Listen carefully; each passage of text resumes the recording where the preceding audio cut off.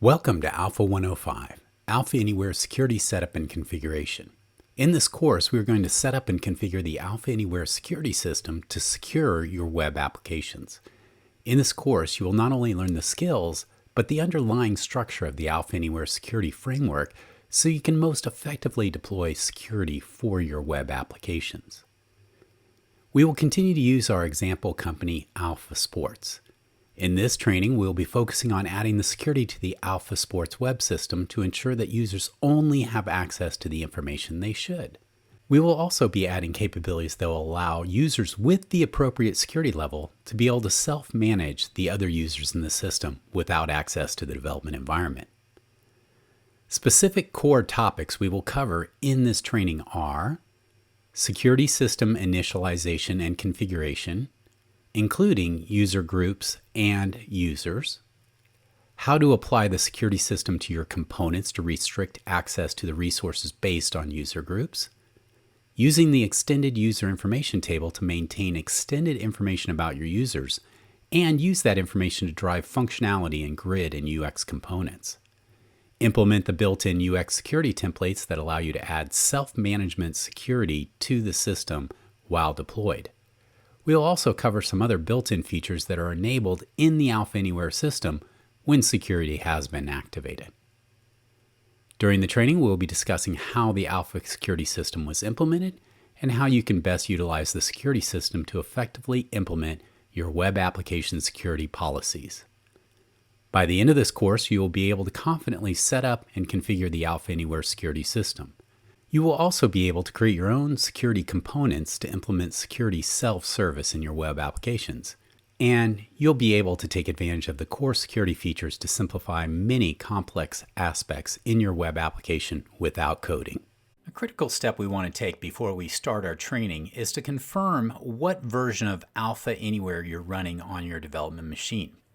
To do so, go up to Help, About Alpha Anywhere, and select that menu item. This will open up the Alpha Anywhere About box. Confirm that you are in version 4.5.4.6 and also double check to make sure you're on build 5445-5205.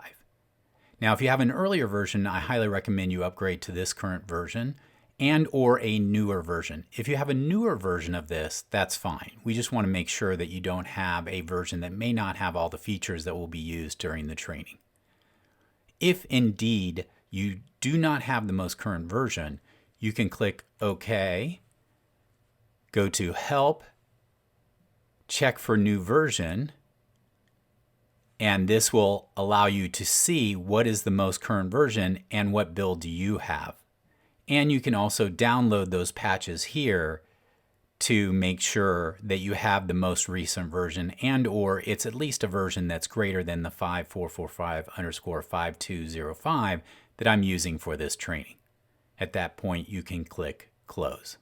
Our first step in the security training is to set up our base project.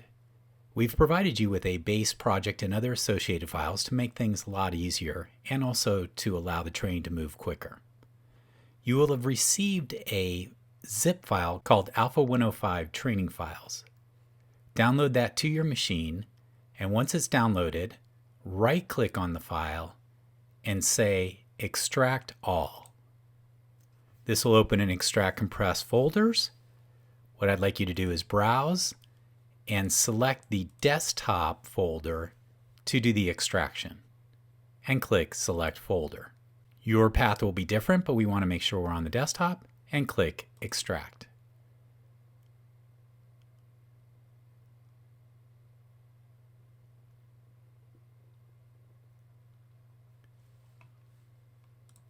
Once the files have extracted, you will now have a folder called Alpha105 Training Files, and double-click on that.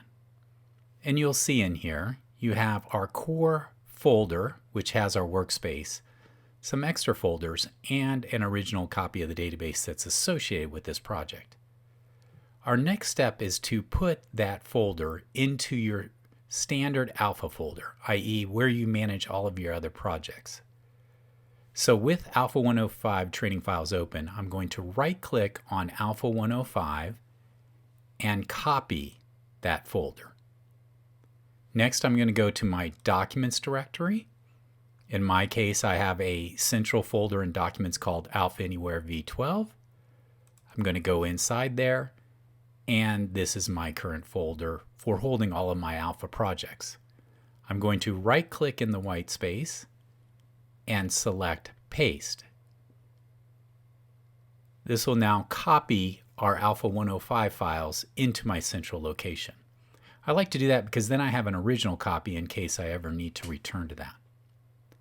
Now that we have our folder set up, we do have to do one key configuration step. So go ahead and launch the Alpha Anywhere development environment.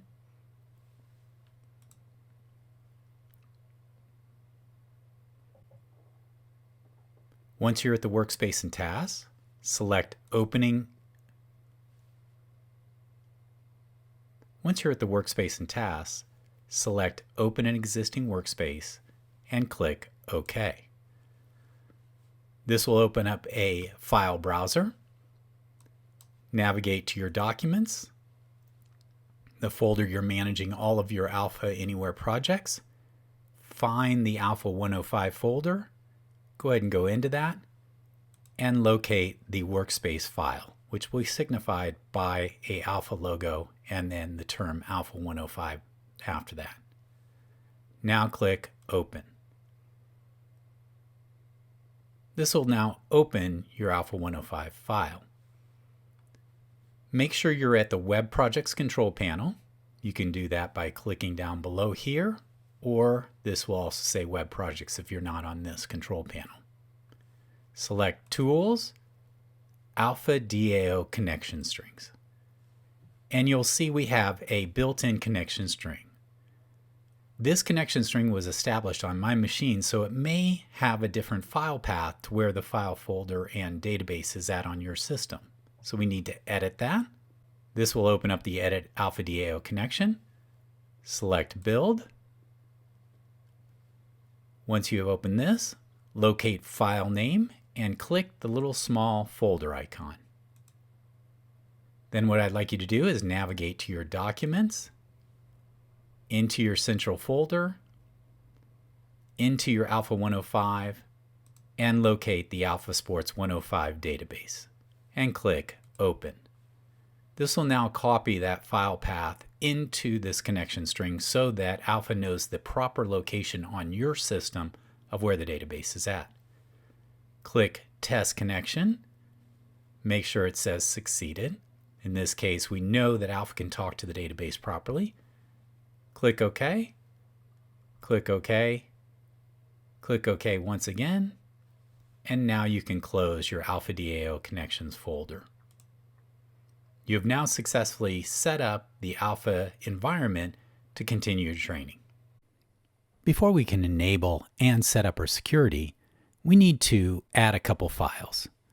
So to do so, let's go to A5W Pages on the Web Projects control panel. Once you're there, let's click New. This will open up and create a new A5W page. Type the word Login into that page and click Save. When you click Save, it will bring up the Save As dialog box. Go ahead and type in the word Login for this particular page and click Save. Now what I'd like you to do is go ahead and create a next page, and to do so we can just click this little icon up here and create a new A5W page. Type Login insufficient permissions, and then click the Save button. We will call this Login Permissions, and click Save.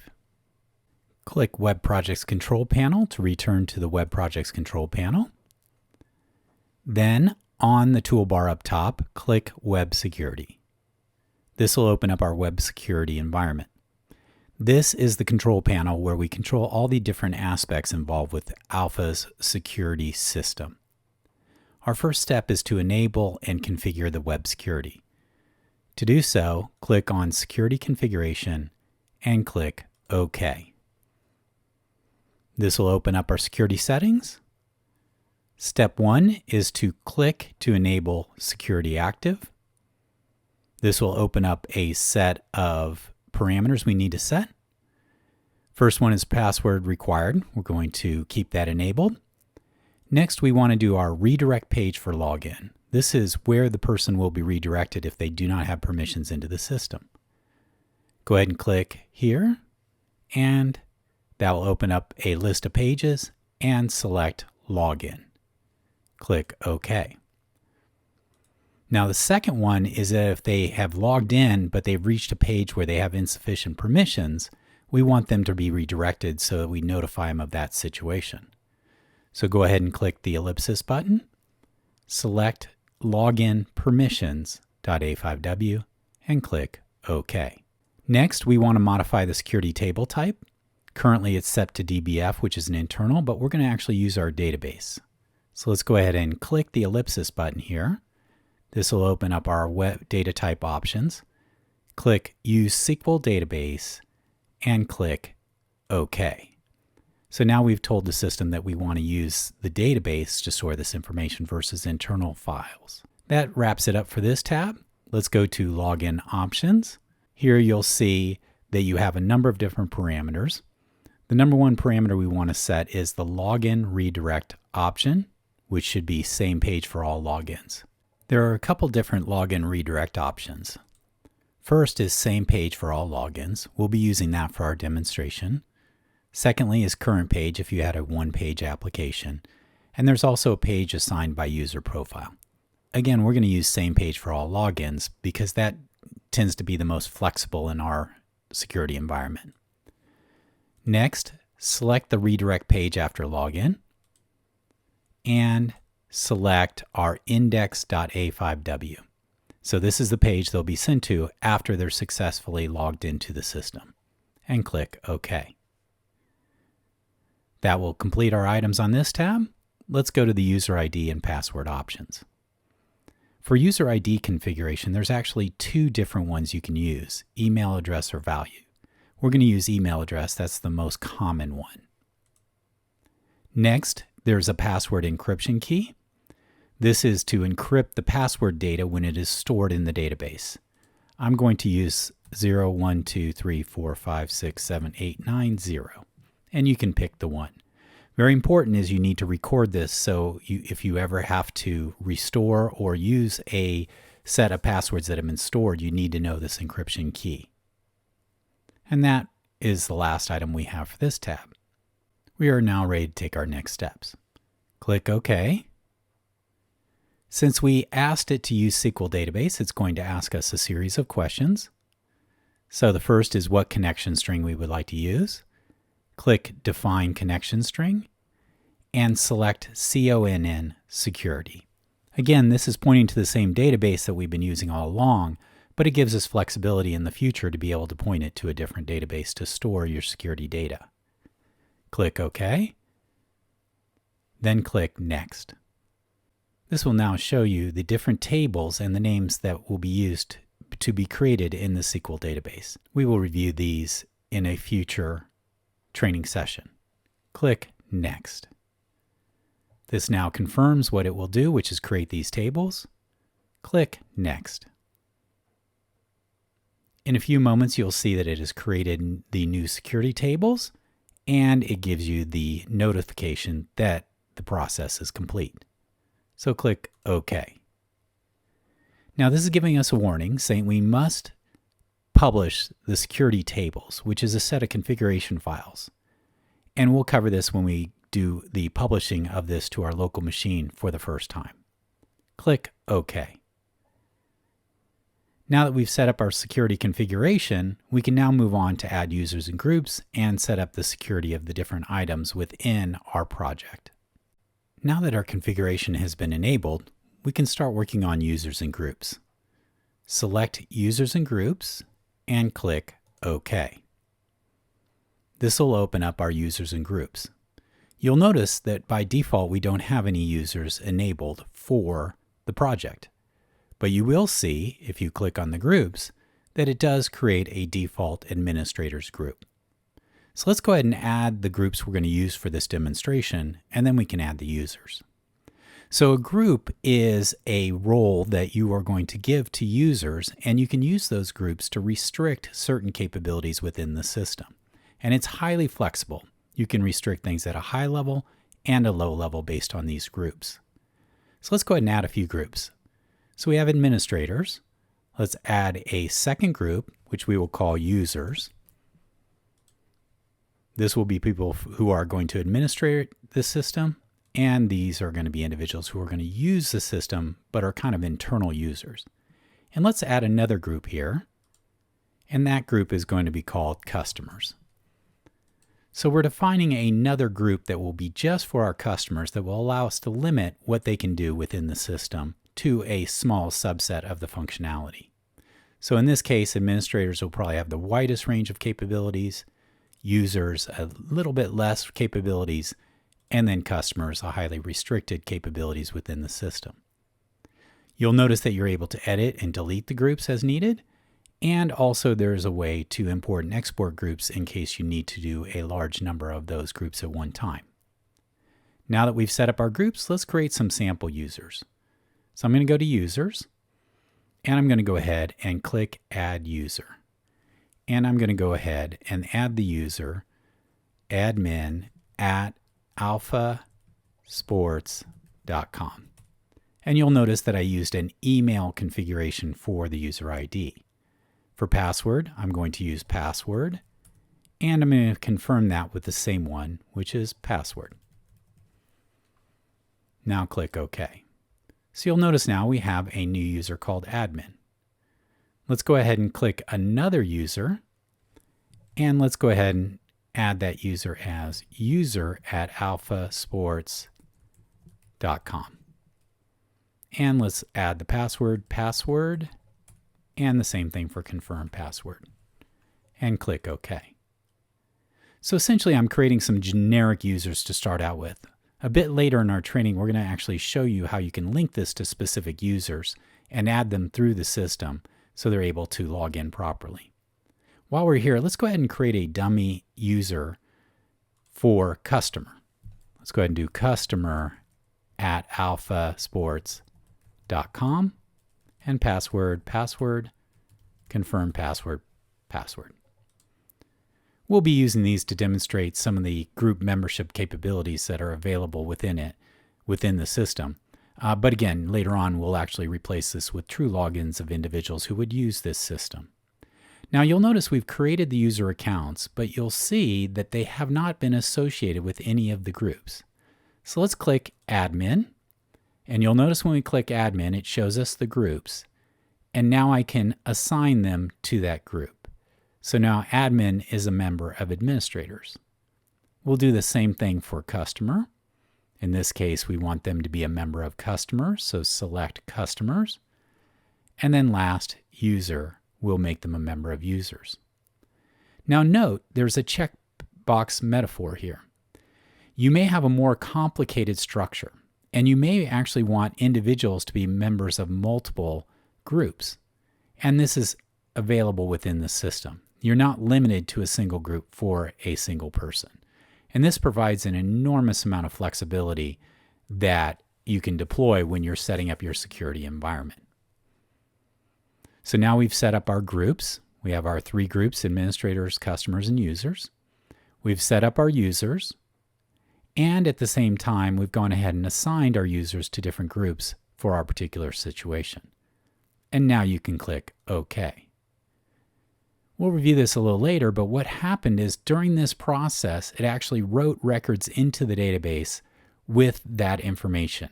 It built records for the groups, it built records for the users, and most importantly, using that encryption key, it encrypted the password information in the database. So if anybody were to ever get a copy of that database, they would not have the ability to reverse engineer it.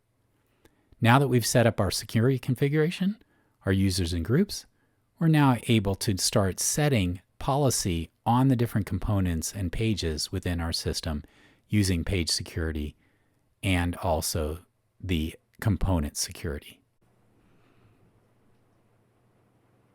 The next step is to actually set up the security parameters for each of the pages and components that are in your project. To do so, click on Page Security and click OK. You'll notice that this will open up a page and folder permissions. And you'll notice in here we have a series of different items. In here we're seeing the different pages that are available. You'll notice some have a little green check and some have a red X. To determine what those mean, you can click Legend here and it lets you know.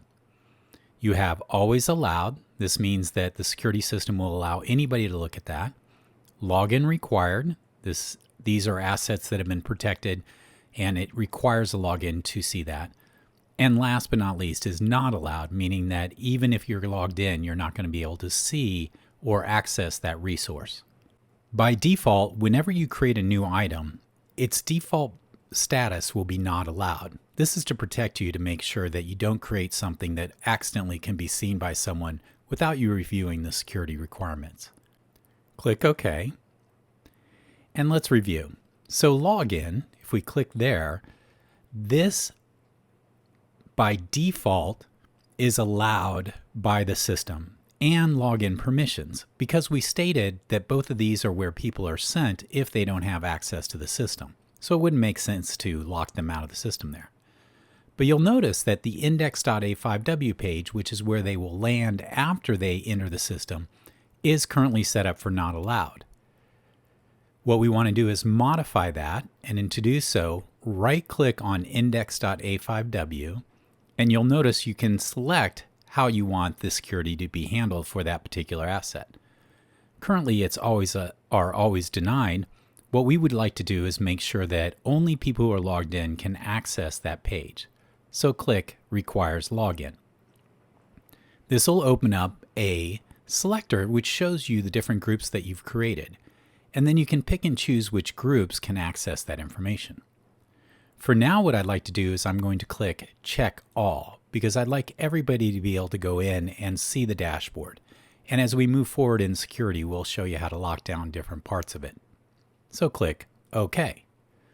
So you'll notice at this point, the icon is changed from a Not Allowed to a little lock symbol saying that's been set. We've now set our permissions for the A5W pages, but we also have components that are in the system. So we need to do the following. First, let's go ahead and close out of here, and then close your Web Security Settings panel. Now re-enter the Web Security panel by clicking the Web Security button, and you'll now notice there is a new icon here called Component Security. It's next to Page Security, and this works identically to the page security. So go ahead and select Component Security and click OK. Now you'll notice that you are seeing not a list of A5W pages, but all of the grid components and other UX components that are in the system. And you'll notice that they are all set to be Not Allowed. That's the default parameter. So let's go ahead and click one of these, and we could go through there and right-click and modify each one individually.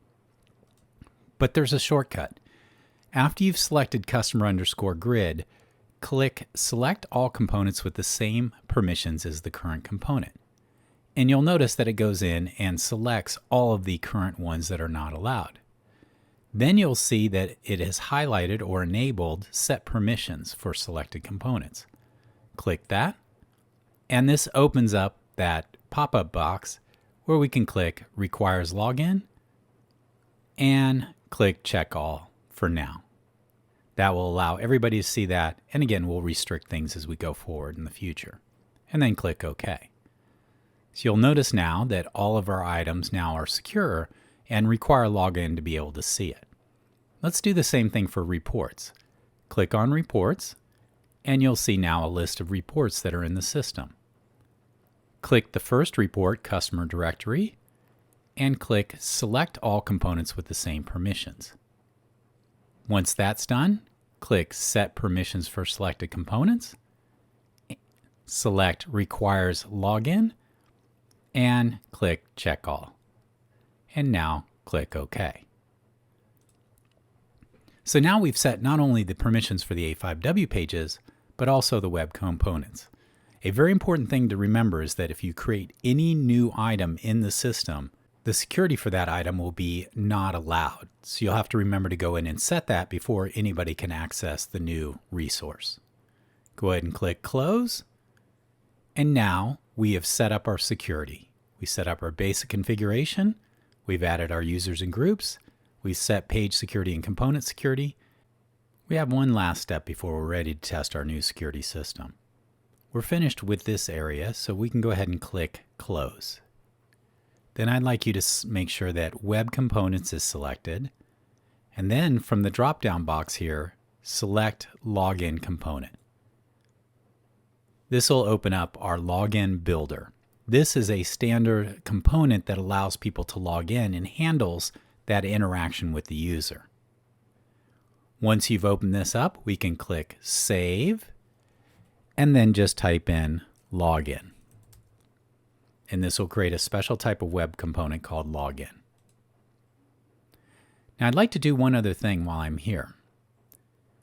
You'll remember that we created two different login pages, one for the regular login and one for insufficient permissions. We want to go ahead and insert this into that. So there's actually a shortcut we can take. While we're on the login component, we can click Save Page, click I want to set the page background myself, and click Save Page. This will open up a dialog where you can enter a new page, or what we can do is click on an existing page and it will overwrite that. And in this case, what it's going to do is rewrite this page so that this login component is available. So go ahead and click Save. And it's going to confirm that you want to replace it. Click Yes. Now we're done with that, we can close our login builder and we're ready to test our system. With our web security now configured and ready to go, we can test it. One thing to understand is that in order to fully test the web security system, we're going to need to publish to our local development machine and run it in the browser.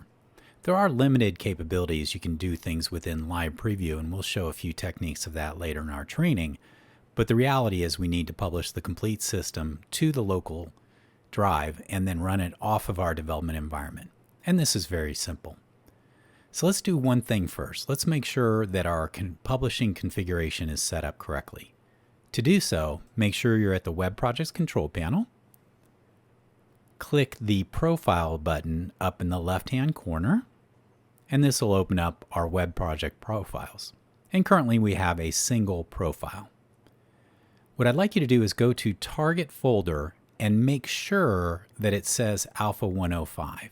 If it doesn't, go ahead and just delete that and type in Alpha105. The reason for this is that if you're using multiple projects on the same machine, you want to publish this into a different folder so that all the files are contained in a single spot and don't overwrite other aspects. Now, one other thing I'd like to go ahead and change is currently the default page is index.a5w, and that is currently where we're using our tabbed UI. But we really want people to go to the login component. So let's go ahead and click that and select login.a5w and click OK. So target folder Alpha105, default page login.a5w. Now that we've updated our web project profile, click OK, and we're ready to publish. So the method you'd use to publish to your local machine is you go to the Web Projects Control Panel, you click on the Publish button here, you select the profile, and in our case we have a single profile. You'll notice it's asking us what to publish. We want to make sure, since this is an initial publish for this project, we do all files and projects, so make sure that's selected. Next, it's saying publish new or modified only, files only. Go ahead and disable that, because what we'd like to do is start with a fresh publish. In this case, it would look and check to see if these files have been published before and only publish things that have been modified. But in our case, we want to make sure that everything gets published. Now, very important, as was mentioned earlier with one of the notifications, the first time you publish to any of your environments, whether it's local or up to your server, and you've enabled security, you need to publish the web security data. So go down here to Publish Web Security Data and select Publish Data Tables. Now what this is doing is basically publishing, along with all your other files, the configuration information that we set up in regards to the security. So without this, the security will not work. So it's very important that if you do an initial publish and you've set up security, select this. If you've made any major change to your security configuration, you will also need to do this. And the system will give you a heads up if you've done something that requires that. Now for our purposes, let's go ahead and click Launch Browser after files are published. You'll notice our page to show is login.a5w, and we're ready to publish. To do so, click Publish. This will review our system and let you know which files are going to be published. If you don't need to see this in the future, you can click Don't Show This List again, and then click OK. Now, since this is the first time I published with this configuration, it's asking me if it should create our Alpha105 folder, and the answer is yes. In the future, we won't see this message because our folder will already exist. So let's go ahead and click Yes.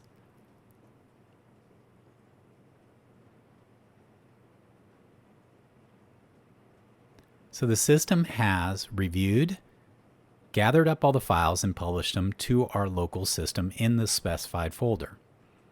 Now we can click OK, and the system will automatically launch our browser and take us to our login page. We are now at our login.a5w page. And you'll notice that that page is displaying a login component. So when we created the login component and then overwrote the login page, basically it inserted this component into that particular page. So now we're ready to test this. So I'm going to type in first admin@alphasports.com and password, and then click Login. You'll notice that the system took a moment. It queried the security database and made sure I had a valid username and password. Then it redirected me to my index.a5w page, which in our case has a tabbed UI. Now, I'm going to go back to our login page.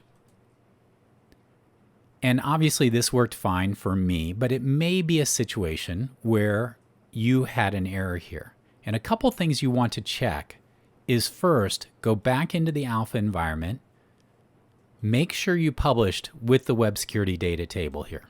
That's often a challenge, and especially your first time. If you miss that, then the system won't know how to connect and find the data. The second thing you want to check is go into your web security, go into your component security, and make sure that you've set properly the ability to access these components. And also in your page security, make sure that you've set the access to, in our case, the most primary thing, the index.a5w. So those are very, very important. And last but not least, you can go into users and groups and review your groups and users. First, make sure that each user has a group, and that because if it turns out you don't have the group assigned to a user, it will reject the person and won't allow them to see. They'll log in, but then when you go to any of the pages or components, it says, wait, this person doesn't have any actual group, and so therefore they're not allowed to see anything. And those are the top 3 things to check. Now I'm going to go ahead and close this. I'm going to go back in, and I'm going to try user@alphasports.com, and I'm going to type password. I'm going to click Login. And you'll see that, again, I'm successful logging in. So you should check your different logins to make sure they're working properly. Up to now, everybody has the same permissions, so nothing has really changed in terms of what they see once they've logged into the system. We're going to go ahead and show you a little bit more of how to now use your web security to structure your application so that people will only see certain parts of the system when they're logged in based upon what group they're a member of. In this section, we're going to make a quick enhancement to the tabbed UI to display the person who's logged in and also give them a method to log out. And then we're going to dive into the ability to show and hide different elements based upon who is logged in. So, first step is to return to our Alpha environment. Go ahead and go to the Web Components area in the Web Projects Control Panel and locate the main_TUI and double-click that to open up. This is our tabbed user interface. I'd like to go ahead and change a couple things while we're here. Make sure you've selected tabbed UI properties, and then over on the right-hand side, locate page title. This was the original title when this was built, so let's go ahead and put in here Alpha Sports Dashboard. And that's the name of the page title, so that was what will show up in your tab in your browser. Now, the next thing we'd like to do is enable a nice built-in feature called login links. So go ahead and go to Properties here, click Properties, and type the word login. And you'll notice that there's a item called Has Login Logout Links. Click Find Property. Go ahead and scroll down, and you'll see we're at the Has Login Logout Links. Go ahead and enable that. And you'll notice it opens up a number of different other settings.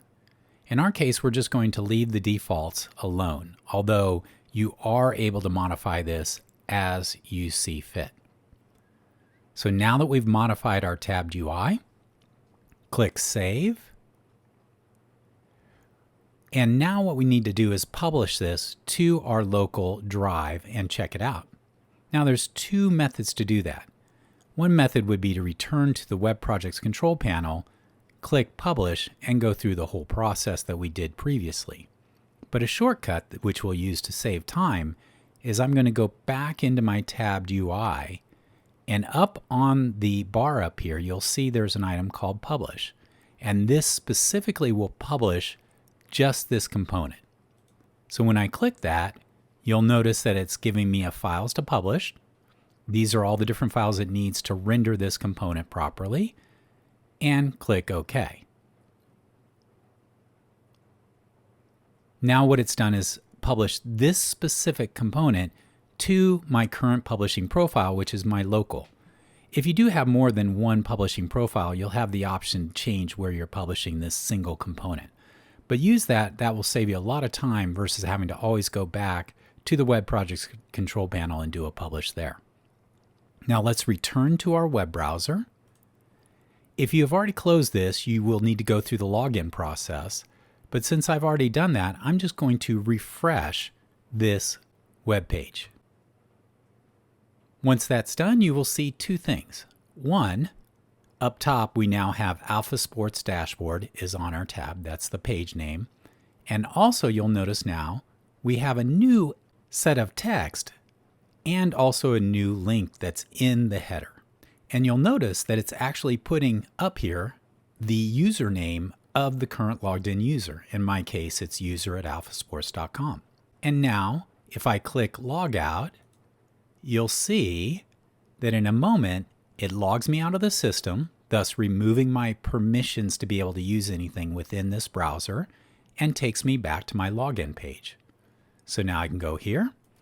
I'm going to type admin@alphasports.com and password. And I'm going to log in again. This will take me to my Alpha Sports dashboard. And you'll notice now it's showing my different login here. So that's a very handy feature that I use often with the dashboard. It confirms who I am logging in, and also very nice, it includes this little handy logout link for the individual to be able to log out of the system in a very easy manner. Now I'd like to go through and demonstrate the power of the built-in security groups and how easy it is to use it to limit what people can see within the system. As you can see currently, we have 5 buttons that are available. And let's say I want to limit certain buttons if you are a user versus an admin. So let's go ahead and do that to show how you can use these user groups. To do so, return to the Alpha development environment. If your tabbed UI is not opened up and available, please make sure to do so, and click on Tabbed UI Controls. This will show you the current buttons that are put into the user interface that are available to the person. I'm going to go ahead and first click on Customer Invoices. Once I've selected that customer invoice, I'm going to go ahead and scroll down till I get to the Security section on the properties. And you'll notice there's a setting called Security Groups. This is the method we use to show and hide based on who you are. So let's go ahead and open this up. Now you'll notice that currently it's showing that nobody has a checkbox next to the group. And this is the default behavior. Basically, if there are no checkboxes selected, then it assumes everybody can see that item so long as they're a member of the groups that are in the system. So that's the default behavior. But when you want to start locking things down, you can go in and say, listen, for instance, this customer invoices, I only want administrators to be able to see customer invoices. So again, the methodology is if you want everybody to see an item, whether it's a button or a field, then what you're going to do is allow everybody to see that at the control level. Obviously, this works a little differently than when you're at the page or the component level, but when you're at the control level, i.e. inside of a UX or a grid or so, then this is how it works here. So in this case, when I log in as an administrator, I will be able to see customer invoices, but I won't be able to see it if I log in as either a customer or a user. Let's go ahead and demonstrate that. Let's click OK. Now that we've modified this, we need to click Save. And let's publish this to our local drive. We do that using the built-in publish function. And we click OK on the files to be published. And we're good to go. So now I'm going to return to my web browser. And as I did before, I'm going to go ahead and just do a refresh. Now note, I am admin at alphasports.com. So I'm currently logged in as admin. So I'm going to click refresh. And as you can see, there's no changes because I basically have access by default to these, but also specifically to this customer invoices. I'm going to go ahead and click log out. I'm going to log in as user at alphasports.com. And I'm going to go ahead and click login. Now you'll notice in this situation, I'm logged in as user at Alpha Sports, but now I only see 4 buttons instead of 5. That first button is hidden because I don't have permission to use that particular control. And you'll see this design pattern goes through the whole system. You can lock things down to the field level in grids, UXs, anywhere within the system. So as a quick reminder, to lock things down, you select the specific control, you locate the security groups, you open that up. It's going to show you all the available groups in your application. If you haven't set any essentially locked down setting, then everybody will be able to see that control. But the moment you tell it that only certain people can see this control or certain groups, then by default it will start limiting it to the other individuals who log in or other groups. Go ahead and click OK. And in our next section, we'll talk a little bit more about how we can use this at a higher level instead of having to do it at every single control in the system. As you've seen, you can control what buttons are shown using the security groups on the tabbed UI. And that gives you a lot of fine, granular control over each of these buttons. But often you're using groups of things at one time versus a situation where you want each button to have its own permissions. And so let's go ahead and add a little enhancement here to kind of structure our tabbed UI for future easy maintenance. So what I'd like you to do is go ahead and go back into the tabbed UI and make sure you're on the tabbed UI controls. Then what I'd like you to do is go down here to Containers and click Containers. And you'll see there are a number of different containers. Tab containers, frame containers, tree controls, tree branch, etc. So what we're going to use for now is the frame. So go ahead and click Frame, and let's call this Administration. And this is going to be a group of controls that are associated with someone who is in the admin group. So we'll go ahead and put Insert Around. And for now, what I'm going to do is just go ahead and I'm going to go ahead and move this out of here. And the only thing I want to do right now is say the customer UX. So go ahead and move that up into the administrator area. Next, what I'd like you to do is click the beginning tag here for administrator, and then go over here and click Frame. And let's call this Users. And what I'd like you to do is click Insert Before.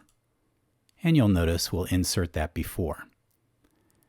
Go ahead and select all of our other items, and then using this small little icon here called Move to a Specified Location, click on that, and that will bring up a navigator which will show you the different controls. And then click the opening tag for Users and click OK.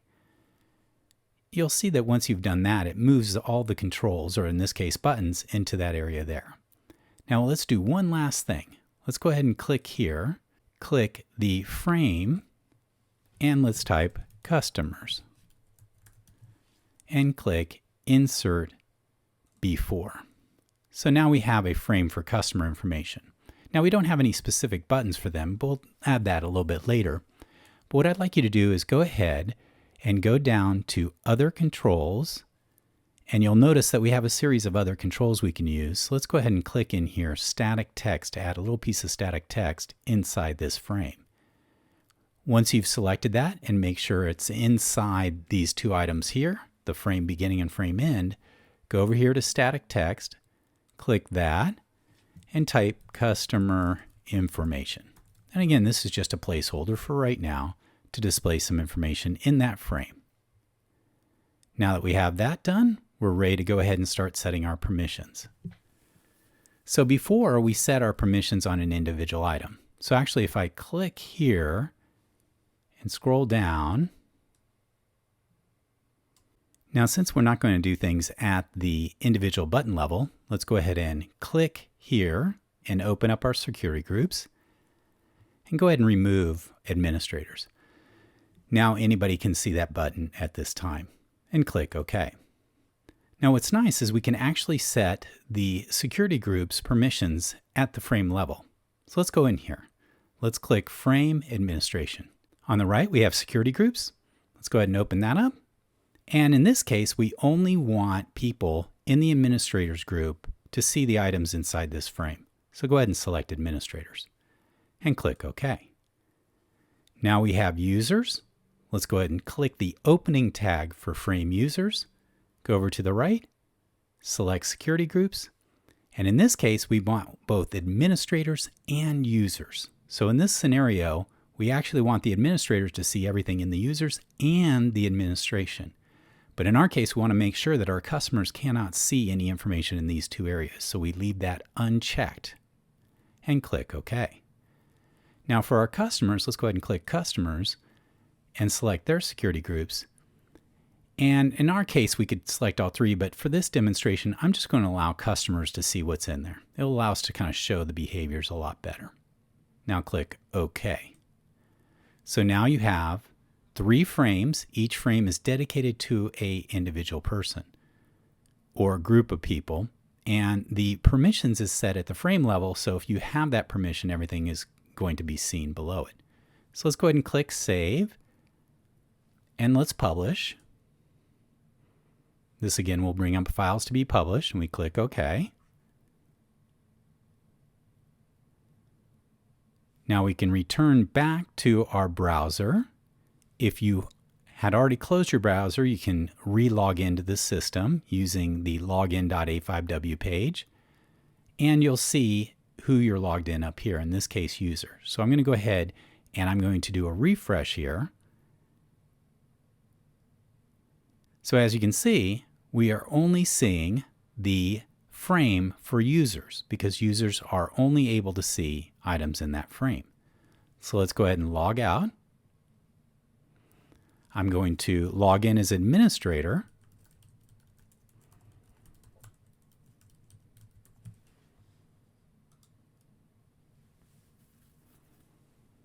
And you'll notice now I'm seeing both the users area and the administration area. So I can see a combination of both of those. Now I'm going to log out one more time. And I'm going to log in as my example customer.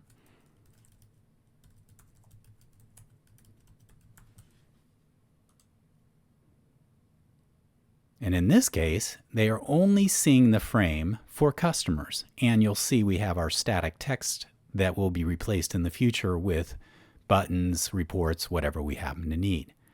So the nice thing about the security system is you can apply it at different levels, all the way down to the individual button level. And in fact, we'll show in a few minutes, we can actually apply it down below the grid level and in the UX level to really give you fine-tuned granular control over your system. You can further extend the power of the Alpha security system within grids and also within UX components. And I'd like to demonstrate that now. So follow along with me and return back into the Alpha development environment. And let's look at this one here called Customer Invoices. And I'm going to go ahead and locate that grid component called Customer Invoices. And you can see the name of it is over here called Customer Invoice Grid. So I'm going to go to the Web Projects control panel. I'm going to click on Web Components, and I'm going to go to Customer Invoice Grid and double click on that to open it. And I'm going to go ahead and go to the fields, and I'm going to go ahead and do a preview by clicking Working Preview. So you'll see now we have a very simple grid here on the top level, and then it's got associated linked grids that we've demonstrated in previous trainings. But I'm only going to focus on this grid right here. Let's go back into design and let's do the following. Go ahead and put your selection point at email. So select the item email. Then on the right or on the left-hand side, go ahead and click sales year to date and move that over here. So we have a field that's located inside of our grid. And if we do a working preview, you'll see we now have a sales year-to-date column. And we'd have to go in and do some formatting to look at prettier, but we'll do that at a future time. Right now, I just want to demonstrate some nice features in the security system. So let's return to design, click on sales year-to-date, and let's go over here to the right and either click Search Properties and type Security or scroll down until you get to the column properties. And you'll notice that there is a property here called Security Groups. So let's go ahead and open that up. And in this case, what we want to do is we only want to show the sales year to date to the administrators. So I'm going to limit this by clicking here. So at the top level, the grid has a permissions that says the grid itself can be seen by either administrators or users. But in our case, we can further restrict the use of this grid by saying this particular field is only available to administrators. And let's go ahead and demonstrate that. Let's click OK. Let's go ahead and save this. And I'm going to publish it. And I'm using the built-in publish button right here so I don't have to go back to the Web Project control panel. Click OK. Now I'm going to return back into the browser. I'm going to log out, and I'm going to log in as a user.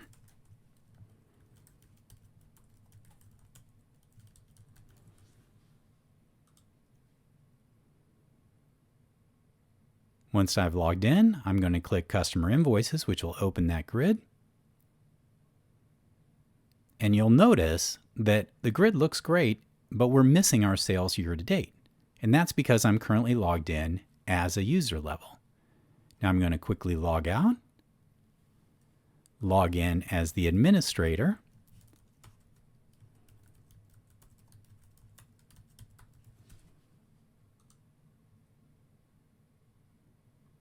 open customer invoices, and you'll notice now, since I'm at the administrator level, I'm able to see sales year to date. So within a grid, I can easily set up and limit specific fields within my grid to only people I want permissions, which is very powerful, which means you can create a single grid to service multiple different individuals within your system and not have to build a separate grid for each level of security you're looking for. Now this also applies to the UX component. So to demonstrate that, I'm going to click here on the view. And what that does is that opens up an invoice detail. So as you can see, this is a UX component that has a header area and then an embedded grid and a number of fields here. And this is really a good example. Let's say I don't want them to see the CC number, CC expiration, which, by the way, never do that in your system. Use an external system like Stripe or any of the payment processor to track that data. This is a bit of an older database, but in our case, we'll use that as the example. So what we need to do is let's go back into the Alpha environment. Let's go ahead and locate our grid, or I'm sorry, our UX here. And what I'd like to do is open up the invoice header UX. So locate invoice header underscore UX and double click that to open up. And so you'll see this is our UX that we opened from that grid. And you'll see we have a set of data fields up top, including our CC number and expiration. We also have our buttons and our embedded grid. So what I'd like to do is restrict that the CC number and CC expiration can only be seen by individuals who have administrator level permission. So now I could do it the following way, which is click here CC number, go over to the right, scroll down till I get to security groups and then set that field. But I'd have to do that for each individual field, and I'd rather just have both of these at once be dictated by the security group. So I'm going to do the following. I'm going to click and highlight both of those fields, CC underscore number and CC underscore expiration. On the left-hand side, I'm going to go to container, and I'm going to click here, container. Once I've clicked container, you'll see I have a large number of different types, but what we're looking for is the standard container, which is really just an invisible control. So select none and click OK. So you'll notice now we have a container here holding these two items. The important thing is the user will not see this container when it's in the field. Now, one thing we did is when we entered it, you notice that we have a little line break here. And we don't want that because we want it to flow all three of these to be on the same line. So I'm going to go ahead and select this end container 1 and select the line break here to toggle that off. Now what I'd like you to do is go to container number 1, and let's do one other cosmetic thing. You'll notice in here there's something called prevent container float, and go ahead and enable that. What happens is that if you surround this with a container and you do not check this, you'll see a little bit of a gap between this field and this field. But if you click here and click the prevent container float, this will be right next to this, so essentially this will completely disappear and it will flow nicely on the screen. Now what we need to do is go to container 1 here, go over to the right and scroll down until you see security groups. Go ahead and select security groups, and in our case we want to limit the people who can see this container to administrators. So click administrators and click OK. Now, since we've applied the security at this level, anything within this container, much like the frames in our tabbed UI, will be limited. Click Save. Let's go ahead and publish this. Click the Publish button. Click OK. Now we can go back into our system here. Go ahead and click to close invoice number 19 there. Now I'm logged in as administrator, so now I'm going to click the View button, and this will reopen our invoice here. And as you can see, we have pay method, credit card number, and expiration. And so all of these are shown. Let's go ahead and log out. Log in as our user.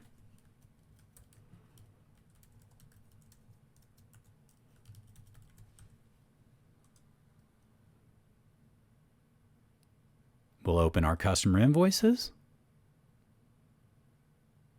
And I'm going to go ahead and click View here to open up the customer invoice. And you'll notice now my credit card information, the expiration number, etc., is not shown because I'm logged in as a user. So you have this very fine-tuned, low-level granular control over it. And again, one of the most important things is that you can create a single UX control that can be used by multiple individuals with different security levels, and the UX can essentially modify its behavior to match your sort of policies of who can see what, depending on what security they have. Very powerful, very simple, and very simple to implement. I want to take a step back and talk a little bit again about the component level security settings. So let's go back into our Alpha Anywhere development environment. We were working on the invoice header, but I'd like you to go ahead and select the Web Projects Control Panel by clicking here, now that you're back at the web components. So let's say you have your system operating, everything's working great, you have your security system on, and you're ready to add new functionality to the system. So let's go ahead and pretend we're going through that process. So let's go ahead and go to Reports. Let's create a new report here and click New Report. In our case, we're going to use a SQL data source and use a quick report. Let's go ahead and click OK. Here we'll select what data source we're going to connect to, in this case CONN. Next, we're going to select which table or view we would like to see. So I'm going to go ahead and click this, and let's say we're going to do a product view where we can see a set of product items. So in this case, all I want to do is product ID, description, and cost. So select product ID, description, and cost. And you'll see it's building the select statement down here. We can preview this data to make sure it's bringing back what we like, and click Close. We could also add where and order by, but for this purposes, we're going to leave it simple, and click Finish. This will ask us how many records to bring back. We have a small data set, so leave it as 0 and click OK. Now we're in our quick report builder. You'll see here are the available fields, the selected fields, and what we want to do is go ahead and move all of these fields over into selected fields. And we can do a quick preview, and you'll see it generates a very standard kind of list of products. So let's go ahead and save this, and we'll go product list, and I won't put anything after that, just product list, and click OK. So we've added our new report into the system, and we want to provide this to both the users and the administrators. So now that we've added that report, let's return back to the tabbed UI. Once we're at the tabbed UI, we want to add this report to be available for users and administrators, so I'm going to put it within the frame users. And just as a quick reminder, because both the administrators and the users can see everything that's put inside here, and click OK. Now what I'd like you to do is click here on tabbed UI button Invoices by Customer, go over to the left and find tabbed UI buttons, and select Report. This will open up a list of reports that are currently in our system. And what I'd like you to do is find the product list report here at the end. Click that. Now you'll notice that the button hyperlink uses the report name, pane label. So let's go ahead and change this to product list and do the same thing for pane label. Go product list. So product list at project report. Modify your button and pane label, and click OK. Now we've added our new report. The initial view of the report is PDF, but since we're using a quick report, I like to select it to be HTML. And the reason for that is that it will render much faster and will provide a much better experience for the end users. Go ahead and click Save. I am going to go ahead and publish this, but since we've added both a new report and we've added a button to our main UI, I'm going to go back to our Web Projects control panel, and I'm going to publish here, because that way I can be assured that it's going to publish everything that is new. So I'm going to click Publish. This will open up our Publish Web Project. We do want all files in project. Publish new and modified files only. That means it's going to capture our new report and also our modification to the tabbed UI. And go ahead and click Publish. This will give us a list of files we're publishing, and click OK. And again, we're going to get a confirmation. So by using this publish method versus within the component, I can ensure that everything has been published that needs to be published for it to work. Click OK. We'll go ahead and return to our web browser. And in this case, I'm just going to do a refresh. Since I'm logged in as user, I should be able to see my new button. So I'm going to click here. Now you'll notice we have a new button here. Since it's in the user group, it's going to go ahead and automatically show up. Now I'm going to go ahead and click Product List, and we'll see it appear here. But you'll notice we have an issue. We've gotten an alert from the browser that's saying that I have a 403 forbidden situation, i.e. your security credentials do not allow access to this resource. So remember, let's go ahead and click OK. Go back in here. When we create a new item, by default, it is always not allowed. So I'm going to go ahead and click on Product List here. I'm going to right-click and go here to Component Security, and you'll see that it is always denied. And this is for your own protection. The idea is if you add a new feature, new capability, we want to make sure that the individuals who shouldn't have access to that don't. So by default, it always says always denied. And then what we can do is now it's up to you to go into Requires Login. Go ahead and select the individuals who should see this. So in this case, administrators and users. We definitely don't want our customers to see it because remember, we put cost information inside this report.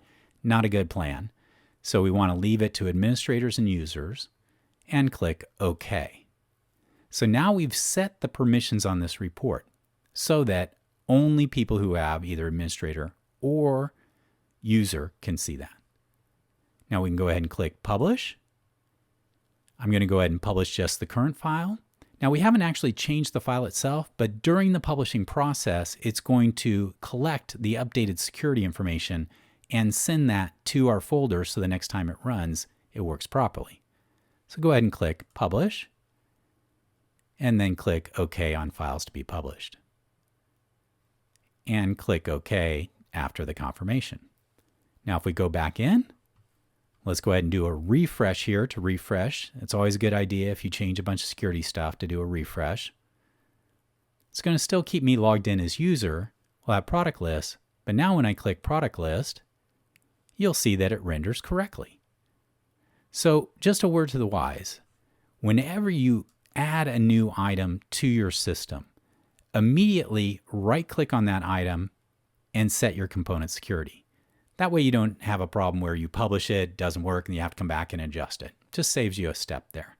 But also feel comfortable that the system's not going to allow people to see things they shouldn't see just because you added a new component and didn't set the security. It defaults to the most secure, which is nobody can see that. I'd like to demonstrate one other thing. You'll notice that when we were in our browser and I attempted to open the product list, we got an error up here saying a 403.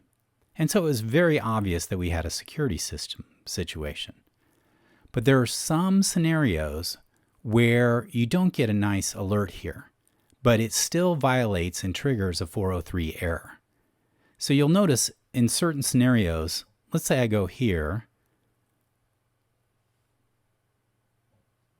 and I click the View button, And when I click this, it just goes on and on. So if something doesn't open, initial thought should be the security level.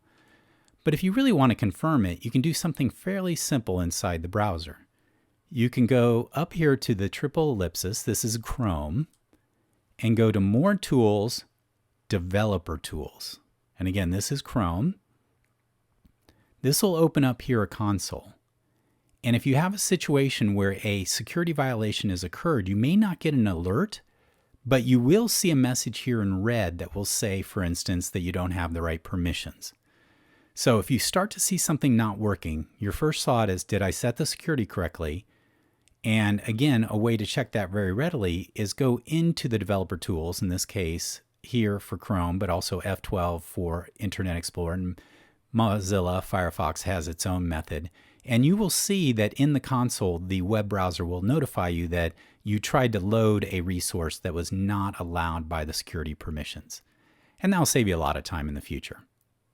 Go ahead and close this, and we're ready for our next training step. I'd like to spend a few moments just kind of showing you a little bit more detail in terms of how Alpha is handling the security in this particular situation. So let's return back to the Alpha Anywhere environment. Let's make sure we're at the Web Projects Control Panel and click on the Web Security button here. Then let's go ahead and open up the security configuration. So when we initially set this up, we specified our security table type to be SQL database. And if I click on this, it's going to show me that a little more detail about how it's being used, but I also want to look at Show SQL Database Information. So click this link here. And you'll see this opens up a little control panel that tells you that it's using this connection string. So that's the database it's pointing to. And remember, we set up this separate connection string. So if you ever have a situation where you want to have your user or your sort of application data in one database and your security in another, this is how you want to do it. And you'll also notice it's saying here are the web security tables that have been created and are being used by this to store the information. So let's go in and look at that information. Go ahead and cancel, and let's cancel all the way out here. And you'll see, do you want to save the changes? In our case, say no. And close. Now what I'd like you to do is go to Tools, Database Explorer. And you'll notice we're in our Database Explorer. We already have one database we're exploring called Connection, but we need to add our other connection string. So click the plus button, select Connect Security, and click OK. So you'll now notice that that's added that new security or data source to our Database Explorer. Now let's go ahead and click here. That'll expand, then click Tables, and you'll notice you're seeing our 4 tables here. So let me walk through those just for a few minutes just to let you know what they look like. So first we have web security users. And basically this is where we collect user information. And if I right click on that and say show data in table, you'll see this is the kind of information that's being stored in this table. So most importantly is user ID. That is the user ID we set up. You'll also notice that it's storing our password. And what's very interesting, you'll notice that password is encrypted. And you'll notice very interesting, it's a very secure encryption because even though we're using the word password for every one, it actually looks differently in here. So there's a special method in which Alpha uses to really secure that password information. And most importantly, you need to know what that encryption key is when you set this up to be able to decrypt these and for the system to work properly. Very, very important. So let's go ahead and close that. Next, we have our web security groups. So I'm going to right click on web security groups and show the data in that table. This is a very simple one. We have our group names and a automatically created group GUI ID. And this is what it uses in the background to make sure that it can function properly. So let's click close. The next one, which is very important, is called web security members. I'm going to right click on that and say show data in table. So you'll notice that this is a link table. Basically, it's linking the unique ID of the user to the group they are a member of. And if they're a member of multiple groups, you'll see the same user ID over and over again with the different groups associated with it. In our case, we have a one-to-one. We have basically our administrator, our customer, user, really only have one. But since you can have multiple, it's a link table here. So this is what really connects what users are members of what groups. And go ahead and click close. There's a last one here called Web Security Expired. So I'll go ahead and show the data in that table. And you can see that it will store historical passwords. So if you set a policy saying they can't reuse an old password, they store that information here so the next time you try to enter in a password or change a password for someone, you can go back and say, no, we don't allow that by policy. Now, very important, this is critical, leave these tables alone. A tendency is for people to go into this web security users and add other fields to track other information associated with that user. And in our next section, we're going to show you a much better, cleaner, and more methodical way to do that. There's also a super duper important reason why you shouldn't do this. This is the current standalone alpha sort of web security structure for like the standalone app server.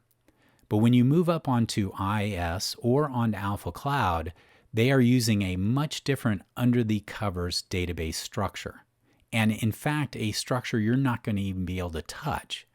So therefore, if you're dependent on having this table with that information available, you'll find problems when you go to migrate to those other solutions in the future. So very important to protect yourself, save you a lot of pain and anguish later on. Go ahead and leave these tables alone. Do not change them. Alpha will interact with them through the security functions. We'll show you a little later. And in the next section, we'll show you how to extend these. So that's a real quick walkthrough of the security tables that are created and the data that is contained within them. You can go ahead now and click to close Database Explorer. As we mentioned at the end of the last session, there is a set of security tables that are created by Alpha and maintained by Alpha for the security requirements. And it's very important that you don't modify those tables just to make sure that things will work well in the future for you. But there is often a requirement for you to add other information about your users in the system and to maintain that information. And more importantly is to use that information in all of your components or later components to be able to limit what information they can see or help to optimize the user experience for those individuals. And Alpha has a built-in technology called the Extended User Information Table. And it's a sort of core feature and function of the Alpha system. So in order to enable them, and we've already enabled here, but I'll walk you through it, go ahead and click on Project Properties. Make sure you're at the Web Projects Control panel and click Project Properties. Then what I'd like you to do is scroll down until you reach the Extended User Security Info table. And you'll see I have already set this up and included a table in there called Extended User Information that we'll be using for our purposes here. So the parameters that the system uses is first a connection string, second a table name to store that information, and third and most importantly is a user ID field name. This is the link between the user ID the person logs in with the information in this table. Now I've noticed right here I'm using connection string CONN. And for this time period, I'm working everything within a single database. But reality is this information will most likely only be supported in the security application. So let's go ahead and modify that real quick by clicking on it. Select connection string and select CONN security and click OK. Because what you'll want to do is maintain the Alpha security tables and this table all in the same database so it's accessible by multiple applications. You can see we've selected table name, and if I click here, that is just one of the tables that are in my database. Last item is the user ID field name, so I'm going to go ahead and open that up. And you can see right here we have a user ID which will link us between the Alpha database tables and this particular table. Click OK, Now, I have already set this table up and it's available inside your system. But you'll notice that if you had not already set this up, you can actually create it right within this interface. I can click here and say Create Extended User Information Table. Notice it's going to have a single column in here, which is our user ID primary key. But I can go in here and say Default Field List, and it just puts some examples here. You can see you can tell it what kind of data to include in here. And also there's a syntax, if you click here, that tells you how to structure this. And then Alpha, when you click OK, will automatically call your database, create the table, create the fields, and set everything up for you. But in my case, we've already done that, so there's no reason to go ahead and do that here. In fact, don't do it because I have some data that's already prepared for later sessions. So let's go ahead and click Cancel. So now we've set up our extended user security information that's available.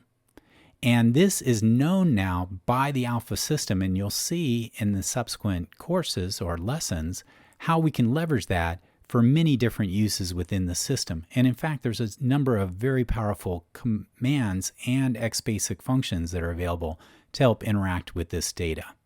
So let's go ahead and click OK to go ahead and save everything. And last thing I'd like to do is go ahead and just show you what the table looks like. So let's go ahead and on the Web Projects Control Panel, select Tools, Database Explorer. Since we're pointed now to connection security, I'd like to go ahead and click Refresh just to make sure everything's good. You can open up Connection Security, Tables, right-click on Extended User Information, and select Show Data in Table. You'll see that we have 4 records in here currently. We have our admin and user, and notice these are identical to the user IDs that are set up in the security system, because when it loads up, it's going to look in here and match that. You also notice I have a first name and last name I can assign that person, and I have a set of fields that are associated. These are all optional, meaning the only thing that needs to be in this table is this user ID field. All of these can be defined by yourself to collect any other kind of sort of personalization or profile data you have on your users. Now, an important one I will use later on is I have a customer ID. So I've created a couple sample records in here for what will be customers who are logging into the system. And as part of that customer, I want to denote which customer company they are with. So in this case, I'm using customer ID for that purpose. And we'll show you a demonstration of how you can leverage this a little bit later. So the extended user information security table setup allows you to add profile information and extend that security data in a very simple fashion with a lot of powerful capabilities around it without having to modify the Alpha security tables, which is a big no-no. So now let's go ahead and show you a little bit more of how to manage this information in this table and also the power of this capability.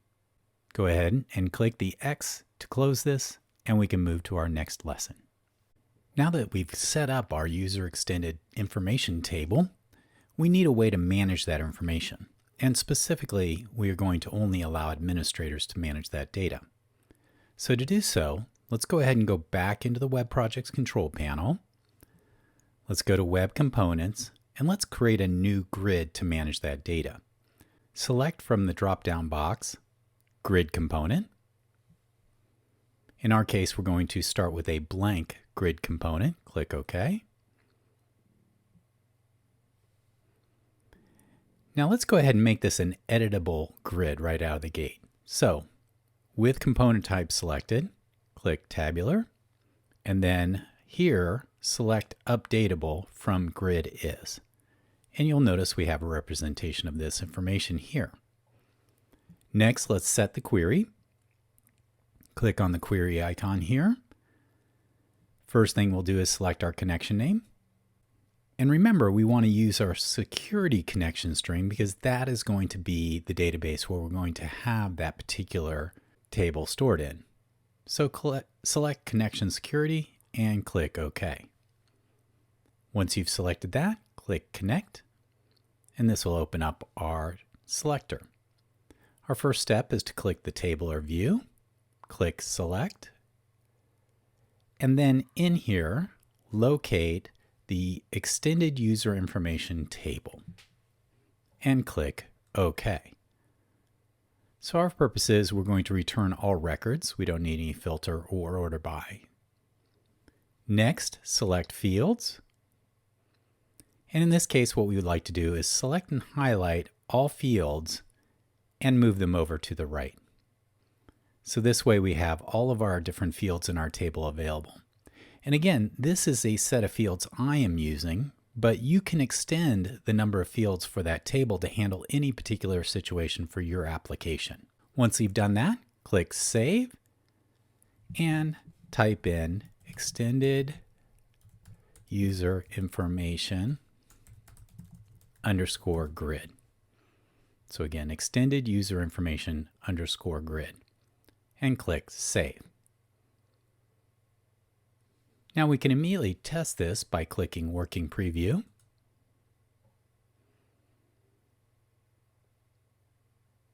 And you'll see we have an editable grid. Has our primary key, which is user ID, first name, last name, and we can scroll over and see all of the different items that are available within here. Now you'll notice we have customer ID here, and currently it's showing either a 0 or an actual ID of a customer. So let's make a quick modification to make that easier to manage that data with a dropdown instead of having to memorize the customer ID numbers. And while we're at it, let's go ahead and trim up these fields a little bit so it's more compact on the screen. So let's go into Design. First, go to First Name and locate Size here, and let's reduce that to 15. So that's 15 characters width. And let's go to Last Name and do the same thing here, 15 characters width. Now we have a nice tight representation. It will be easier to see things on the screen. Now what we like to do is currently customer ID is a text box, but let's make it easy for the person to be able to select from a dropdown. So select customer ID, come over here to control type, and click to open up the control type. And what we'd like here is drop-down box, and click OK. So now we've configured our customer ID as a drop-down box. I'm also going to go ahead and move this up so it's after last name right here. Now the next step is we need to define the choices for this drop-down box. So let's go here to Choices, click there, and you'll see it opens up our Define Choices for Customer ID dialog. Now we could specify a static level of choices, but in our case we want to look that information up. So let's click Dynamic. Once we've selected that, first we'll select our data source. Instead of DBF, we would like to use Alpha105. Once we've selected that, our options have changed. So now let's connect our Alpha105 string by clicking there and selecting again, in this case, CONN. That's where our company information will be. And click OK. Note in the future you can decide which database you would like to store the different information in. And most likely you may want to store the company information along with the user information. But for our purposes, we'll leave this as it is. Next, let's select Alpha105 SQL Select statement. So this will open up our SQL Select builder. Click Select here to select the table we'd like to use. In our case, it's Customer. And click OK. Now the field to display is going to actually be Company, and then we want to store a value other than that because we want to store the unique ID. Click here and select Customer ID. So the user will see a nice name of the company, but be able to store that customer ID, which will link it between this table and that table. You can test this by clicking Preview Data and Query, and you'll see here are our different companies, and here's the customer ID. Go ahead and click Close, and click OK.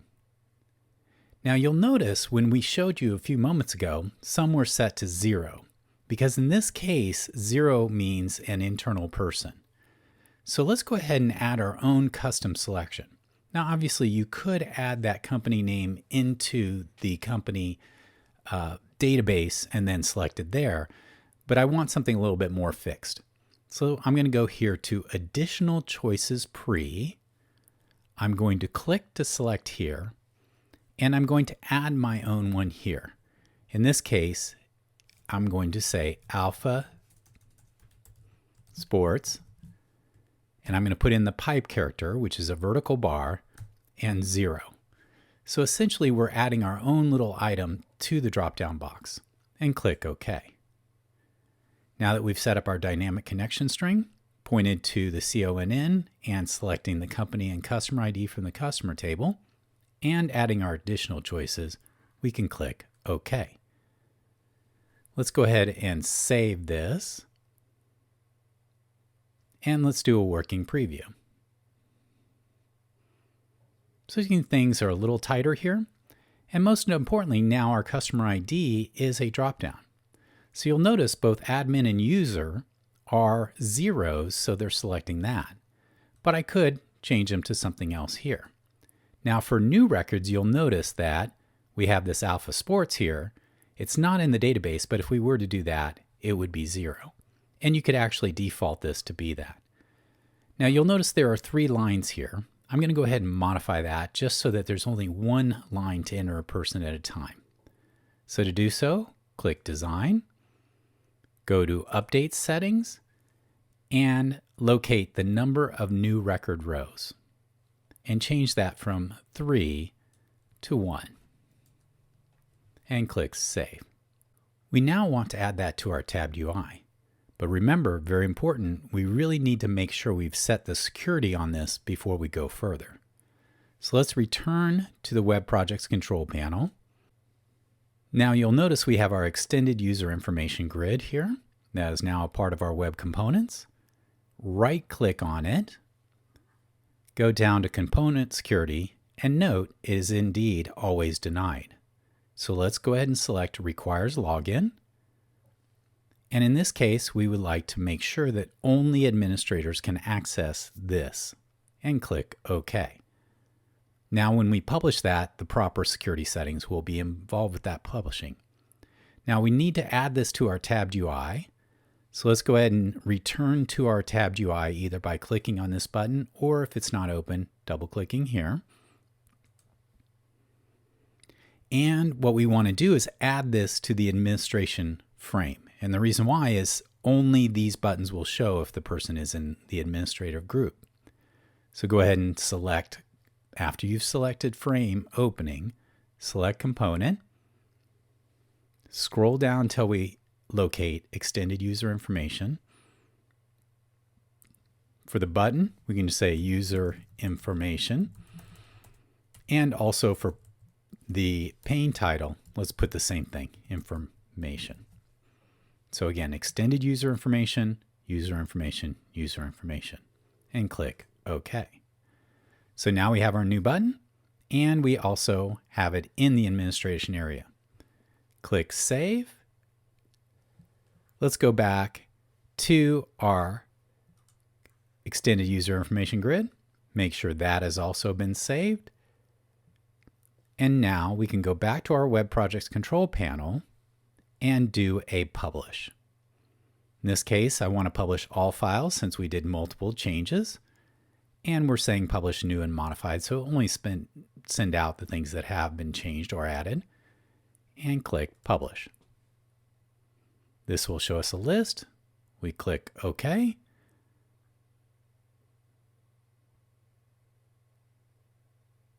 And click OK. Now we can return back to our browser. I'll click Refresh. If we're still logged in, we'll see that, but if not, we'll go back to our login screen. And I'm going to go ahead and go in as Administrator and click Login.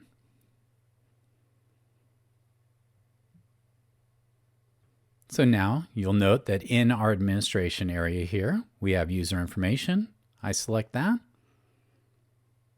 And our grid is now available. Having this grid available in the interface will allow your administrators to be able to easily modify the information to the different users. Now you may note that we have a situation where we have to create the users through the security dashboard inside the development environment, and then also modify this user information here. In a future lesson, we'll actually show how you can combine those steps into one single step. Now there's another template built into Alpha associated with the extended user information table. I'd like to demonstrate it now. Let's go ahead and return to the Alpha development environment. Make sure you are at the Web Projects Control Panel and select from the drop-down menu here, UX Component. This will open up our Select UX Component Template dialog box. I'm going to go ahead and scroll down towards the bottom here, and you'll see we have a template called Security Framework Edit Extended User Information. Extended user information is part of the overall security framework and how that works. That's why it's under this category. Select that and click OK. Bring up a little bit of a help project here or a help message and click Close. Now this is a very interesting UX. Basically how this UX works, and I'll go over here to controls, is you'll notice there's very little in this UX. And the reason why is it will dynamically build a edit form for your extended user information table on the fly, meaning you don't actually have to come in here and tell it which fields are available. It's smart enough to do that on its own. But let's go ahead and save this, and I'll show you how we can use it in our system. Click Save, and let's go ahead and type extended user information underscore UX. That'll make it different from our underscore grid. And click Save. Now that we've saved our component, we can go ahead and do two things. One is we need to set the security, and secondly, we need to add this to our tabbed UI. So let's go ahead and first go back to our Web Projects Control Panel by clicking this button here. You'll see we have our new extended user information underscore UX. Right-click on this and select from Component Security, Requires Login. And per our other one, we want to make sure it's Administrators and click OK. So now we've set our security. Let's go ahead and go into our tabbed UI. It's open here, so I'm going to click on this little tab here. And I'm going to go ahead and add a new tab button here. To do so, I select user information, and I'm going to click Component. I'm going to scroll down and select my new UX component. And for the button hyperlinked, I'm going to go User Information Entry. And do the same thing for the pane label. User Information Entry. Now I click OK. And we have our new button here. Let's go ahead and click Save. Now we've saved it. And like we did before, let's go to our Web Projects Control Panel. And let's do a Publish. Click the Publish once you're on the Web Projects Control Panel. Select All Files in Project. And click Publish below. Click OK to confirm. This will put out our updated tabbed UI and also our new component. Click OK.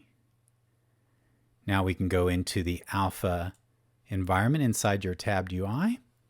Let's go ahead and do a refresh since we've added a new button. And you'll see now we have our user information button and our user information entry. And now click on User Information Entry. Now you'll notice that it's automatically selected my record based on who I am. So think of this as a really powerful way to implement a profile screen, i.e. modify your profile.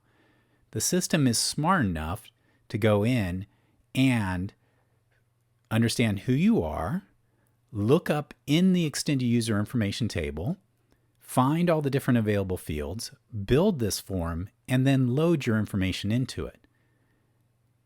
Now, it's not fully perfect. You may want to code this yourself or add a more extensive in your grid there, but this is a very quick and dirty way to add a profile screen, and it is fully editable. So I'm just going to go in here to company and just type Alpha Sports.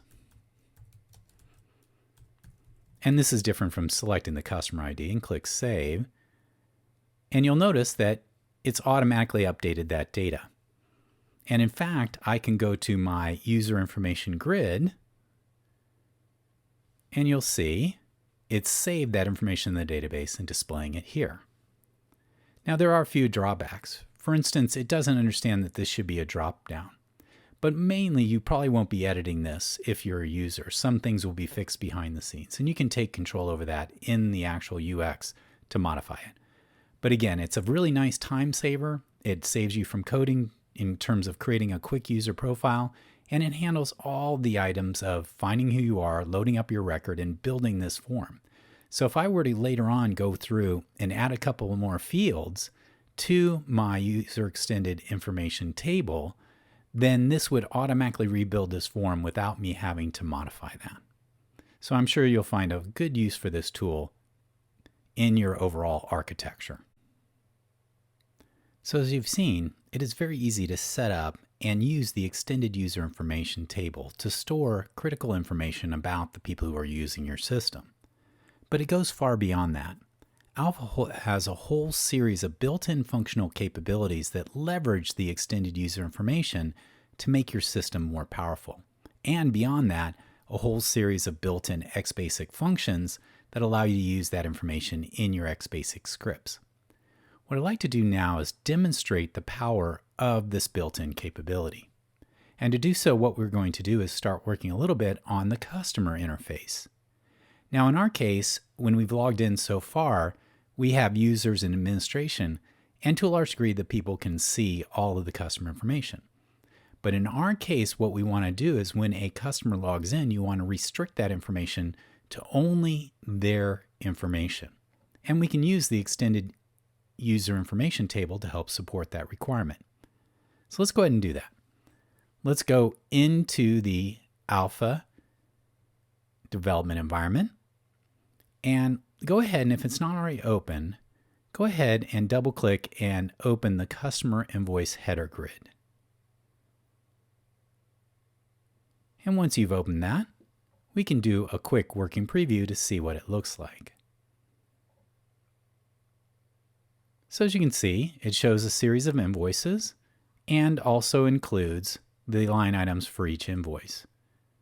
And you'll notice we have a view button right here that allows us to view the details of it.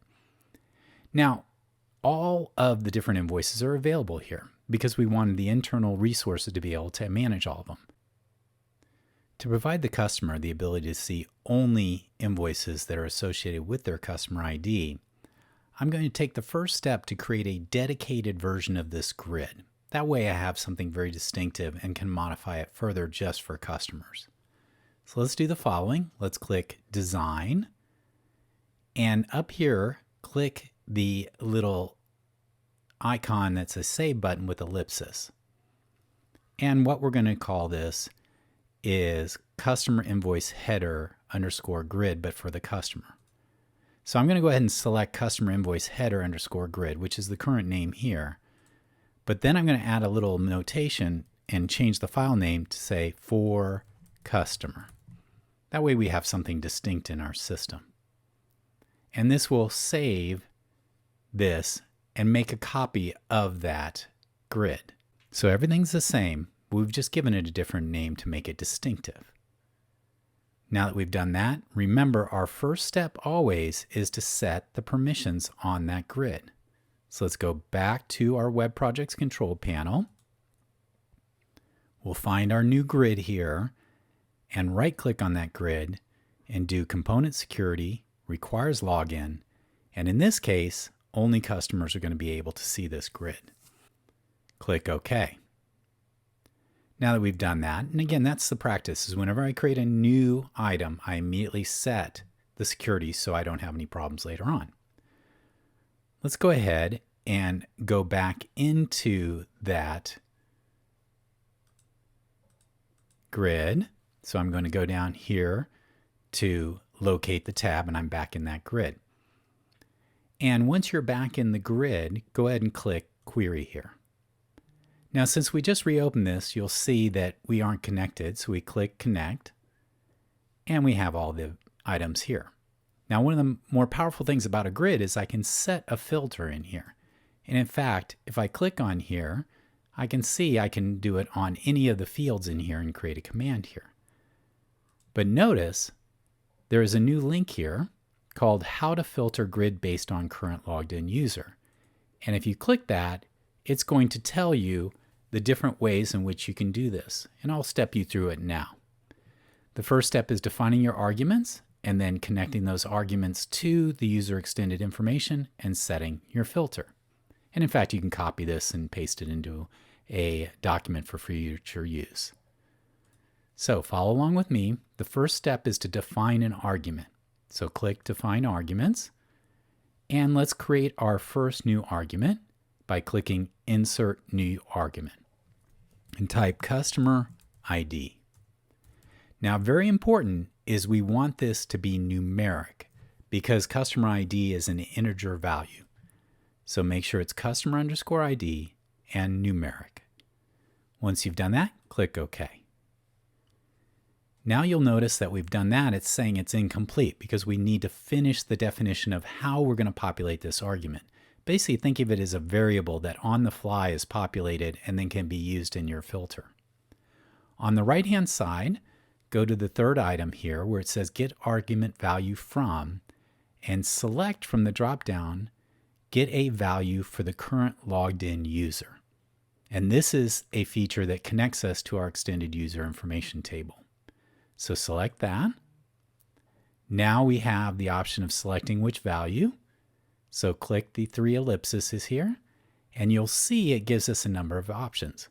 First, we could get their logged in username, so their user ID.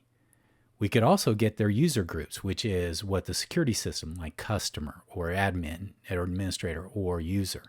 But what I want to do is actually locate customer ID. So you'll see it's showing me all the fields that are in my extended user information table. And click Customer ID and click OK. So now when this grid runs, the system will look in the extended user information table, find out the record for customer ID for the particular person using it at that moment. So using their username, and we're going to put that into our customer ID and click OK. So now we have our argument set up, but now we actually need to set up the filter to say how we want to use that argument to filter our grid. So go ahead and click the ellipsis button here, and this builds up our filter function. So we can click here, customer ID, just double click that, is equal to, now instead of putting in a fixed value, you'll notice there's an insert argument button here. And I can click here and say customer ID. And you'll notice the nomenclature is colon and then the name of the argument that we created. So again, a colon and then the name of the argument. So now what will happen is the first step is it will load up that argument, then it's going to fire this filter and limit what is seen in the grid to just items that match that customer ID. Click OK. Click Save. Now you'll notice we've set up our grid now. This is our new customer-oriented grid, and we can go to our tabbed UI and add this to the tabbed UI for the customer. So go ahead and select tabbed UI down below. Select the static text in the customer area and click Component. This will open up our component selector. What I'm looking for is our new one here, which is Customer Invoice Header for Customer Grid. Let's go ahead and highlight the button text and just go Invoices. And the same thing with pane label, put in Invoices. And that'll look nice. Click OK. So we have our new grid, we have our new button. I'm going to go ahead and save our tabbed UI. And I'm going to return to my Web Projects control panel and publish this to our local web root. And click OK. And click OK here. Now we publish that. Let's go ahead and go back to our browser. Let's go ahead and do a refresh first. In this case, I had timed out, so I'm going to go ahead and log back in as administrator first. I want to show you something here.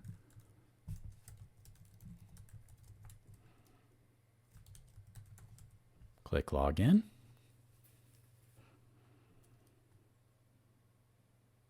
And I'm going to click my user interface or user information grid.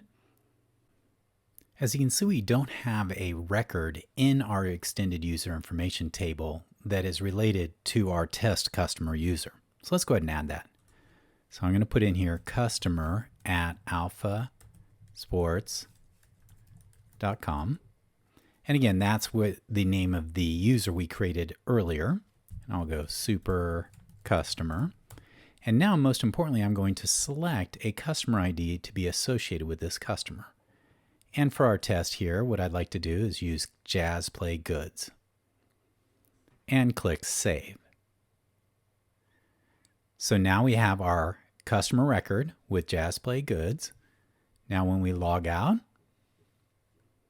we're going to go ahead and log in.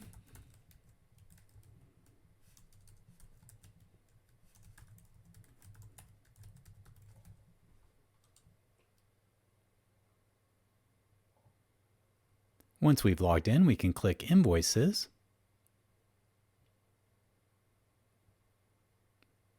And now you'll see that the grid has filtered based on the customer ID value that was associated with that customer. So therefore, we're only getting a subset of the invoices that are related to this particular customer, and they won't be able to see other people's invoices. All the rest of the functionality of the grid worked great. I can click on each item. You'll see that it's linking the invoice items here, so you can see all the details associated with it. And I can do things such as printing from this grid, because all we've really done is set a filter that's associated with this particular grid for that customer. Now, to demonstrate that we can modify this, let's go ahead and click Log Out. Let's go back in as administrator.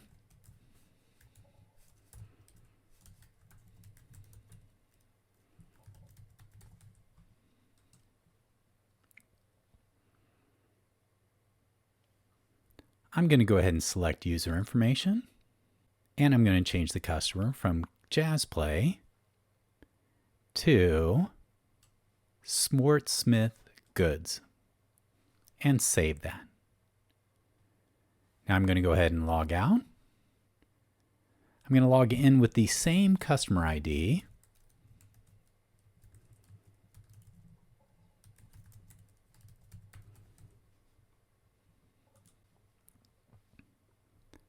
I'm going to select Invoices. And now you'll see we have a different set of invoices that are related to that new customer ID we associated with this login. So in this particular case, we used a single field, but this can apply for all of your different grids and other capabilities. And in our next section, we're going to actually demonstrate how you can use it to also set default values along with doing just filtering activities. To further demonstrate the power of the extended user information table, we're going to actually add a new set of functionality to our application. And in this case, it is the ability for a customer to submit a support request or contact request from within their dashboard. And we're going to use a UX component to accomplish this. So let's go ahead and start the process. If you're not in the Alpha Anywhere environment, go ahead and go into Alpha Anywhere. Make sure you are at the Web Projects Control Panel and Web Components. Select UX Component from the drop-down here. And in our case, we're going to start with a blank UX component. So click OK at this point.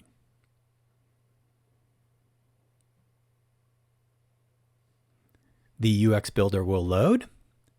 Click Controls on the left-hand side, and then click text box under Data Controls.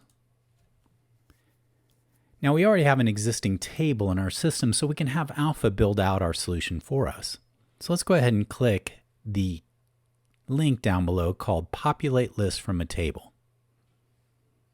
This will open up our Select Table and Fields dialog box. Type is Alpha DAO. Let's specify our connection string, and that's CONN, and click OK. Next, let's select the table name. And what I'd like you to do is go ahead and select customer_request and click OK.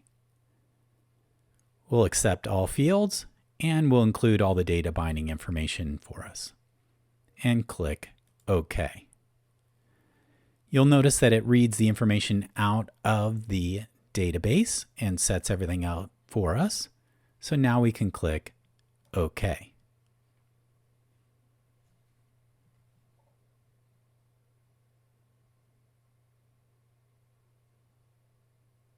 Once it's created the fields, it will also ask us if we want to enable the expression for the submit button, and we want to accept the first one, which means that when any control in the UX is dirty, then it will enable the submit button. So click OK here.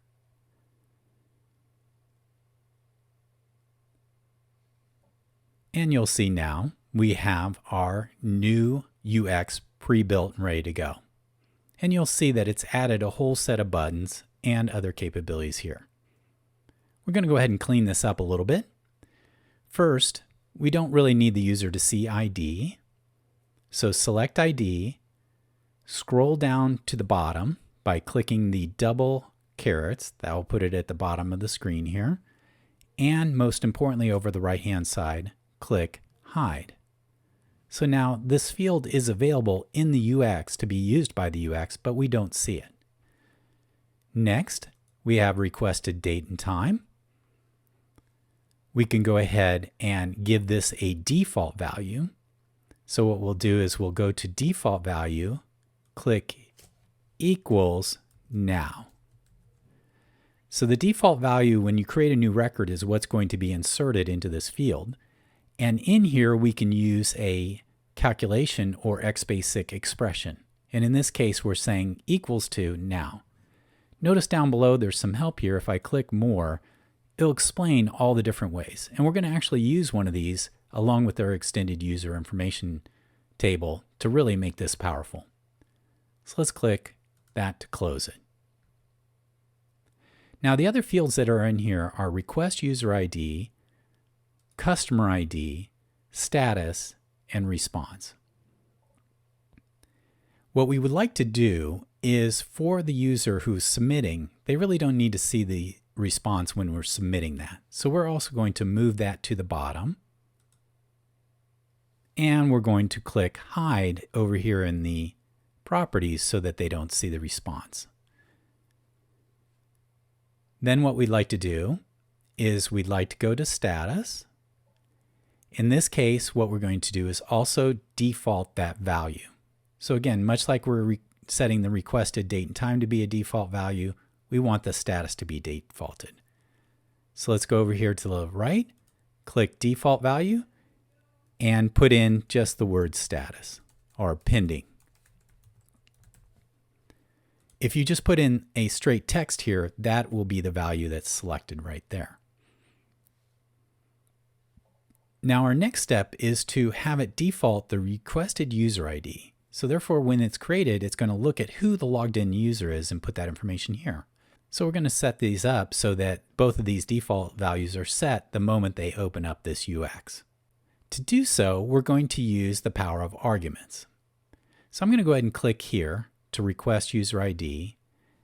And you'll see I've selected default value. And I'm going to open up this more right here.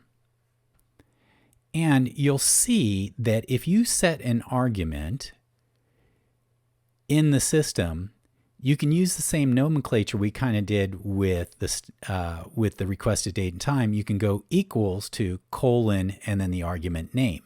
And that will take whatever's in that argument and put that value into this location here.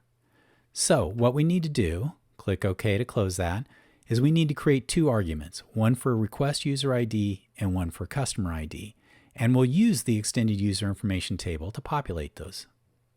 Now to set arguments, we go to the properties of the UX. We can click here for the search button and type arg, and that will bring me to my arguments. And now we're at our arguments area here. Go ahead and click the ellipsis button to open that up. And this is where we define our arguments. And currently there are no arguments. So I'll click Insert New Argument. And I'm going to first say user ID. This will hold the person's user ID. And that is going to be of type character since it's their email address. And click OK. I'm going to go ahead and create a second argument right now. So I'm going to click Insert New Argument, and I'm going to do Customer ID.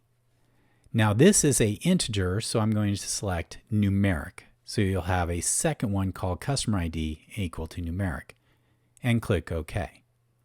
So we now have our two arguments that are available on our UX, but they're not populated, meaning that we need to tell it how we want Alpha to put the information into these arguments. So go ahead and select User ID, and then over on the right-hand side, you'll see Argument Binding. And we want to modify the get argument value from set value at runtime to get value for current logged in user. And again, this is one of the powers of the extended user information table is that Alpha is aware of that table and can grab the data we need out of it. So let's go ahead and select that. And then it's asking us what is the current logged in user value we want. And if we select that, it will now show us all of the different fields that are available. And so in this case, I would like user ID. So when this UX opens up, it says, oh, I have an argument called user ID. Where should I get that information? It goes, oh, I'm going to go ahead and take whoever the current logged in user is, look in the extended user information table, and grab their user ID, and click OK. Now that we've got user ID done, we can do the same thing for customer ID. Let's select customer ID. We're going to get the argument value not from set value, but get value for current logged in user. Once you've selected that from the get argument value from, click value, and in this case, we're looking for customer ID, and click OK. And now what we'll do is review. We've got our user ID and customer ID. Both those arguments exist, and they're being populated from our extended user information table. So now we can use those. Click OK. That completes setting up our arguments. Now we go to controls. And first, let's go to request user ID. And over here in the default value, type the following. Go equals colon user ID. So it's equals colon and then the name of the argument. And that colon again is the denote, tells Alpha that it denotes an argument that we're looking up versus say a fixed value. Let's go ahead and do the same thing for customer ID. Click on customer ID. Click equals colon customer ID. And that will now populate the default value. Now you'll notice once I entered in there, it says blank default variable not found. Go ahead and check that. So therefore, if there isn't a customer ID for whatever reason, then it's just going to put a blank. And let's do the same thing for request user ID and make that blank too. Now let's go ahead and save this. So click Save. And let's call this customer request, and I put it in uppercase here, underscore UX. So it's customer request underscore UX, and click Save. This will ask us if we want to refresh the data binding code each time, and the answer is yes. So click here for Don't Prompt in the Future, and click Yes. Now what we want to do immediately is the following, is since we've set up our new UX here, we have to remember we have to set the security value. So let's go to Web Projects Control Panel, locate our new Customer Request UX here, right-click on that, and go down to Component Security Requires Login. This will open up our security group selection and select Customer. So initially, we'll just allow customers to see this Customer Request UX and click OK. Now that we've done that, we can add that to our tabbed UI. So either open the tabbed UI if it's existing here, or double click on this here. That will take us back into our tabbed UI. Let's go here to our customer area, click Button, Invoices, and let's add our new component here. So click Component. Let's scroll down till we find our customer request. This will then set default values for button and pane label. Let's go ahead and type in service request so it looks nice. And we're going to do that for both the button and the pane label. So we have customer request underscore UX, service request, and service request there. Once you've done that, click OK. And remember, since we're putting this button in this frame, only customers are going to see that. Click Save to save our tabbed UI. And now we can return back to our Web Projects Control Panel and do a publish. So I'm going to click Publish. I'm going to publish all files in the project and click Publish. This will give us our files to publish, and we click OK again here.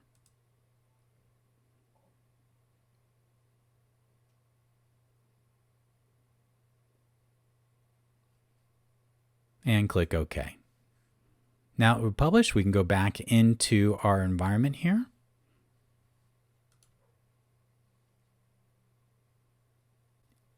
In this case, I need to log back in, so I will log in with my customer information. If you are already logged in, you can just do a refresh and click Login.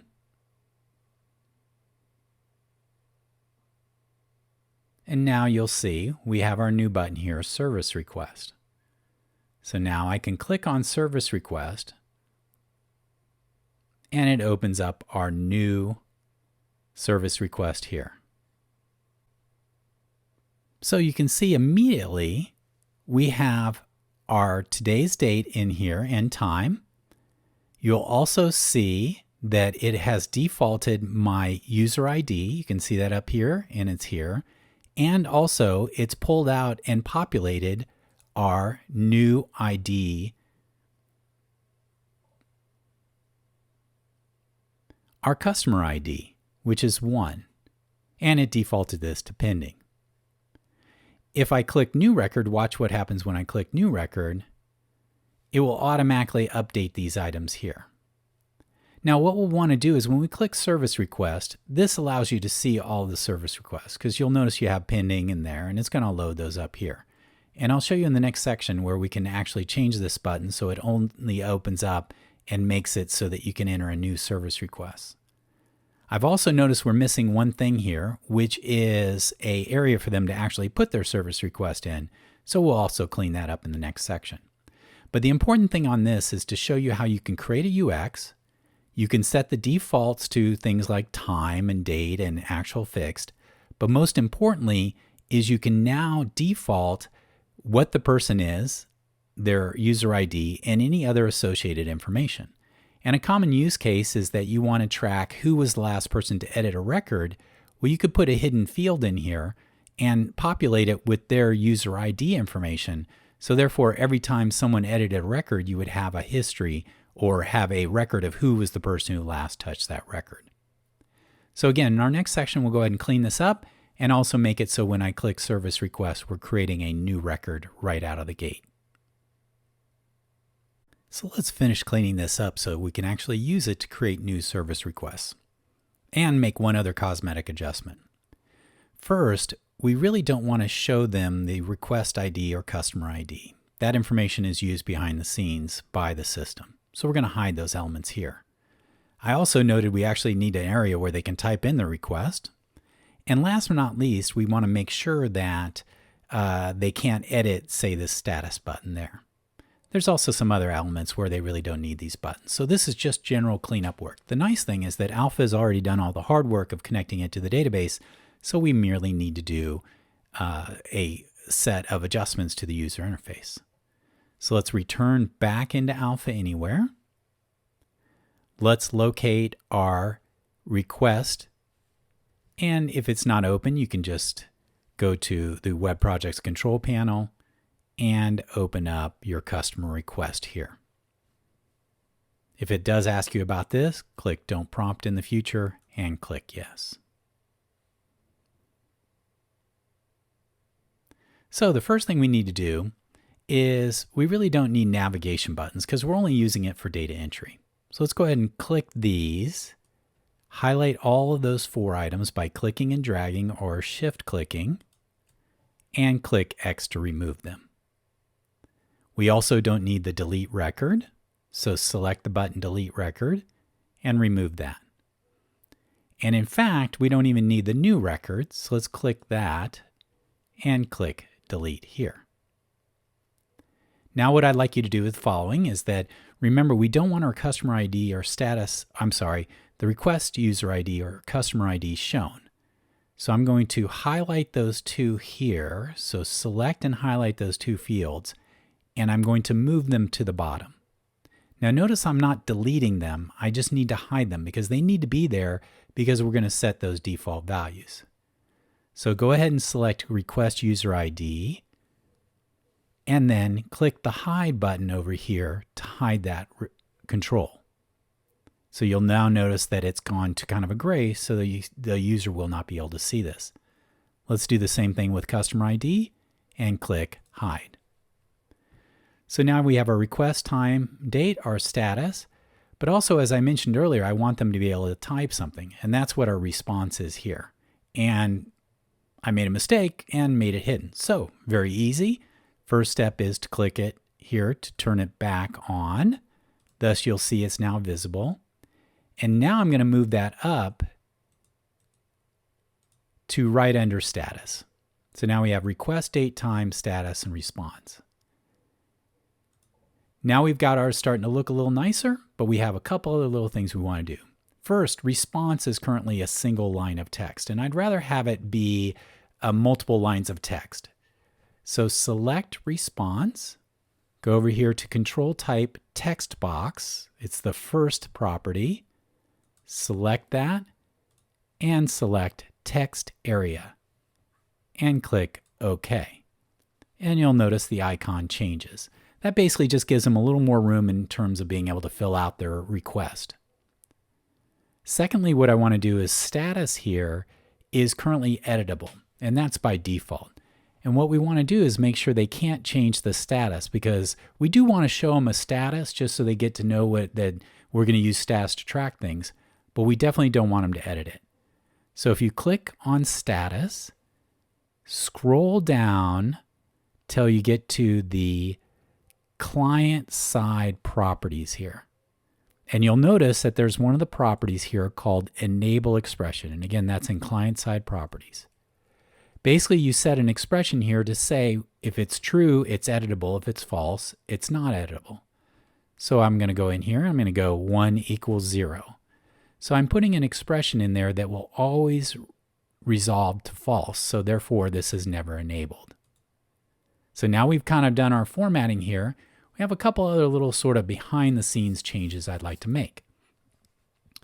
First thing I'd like to do is go to server side on dialog initialize.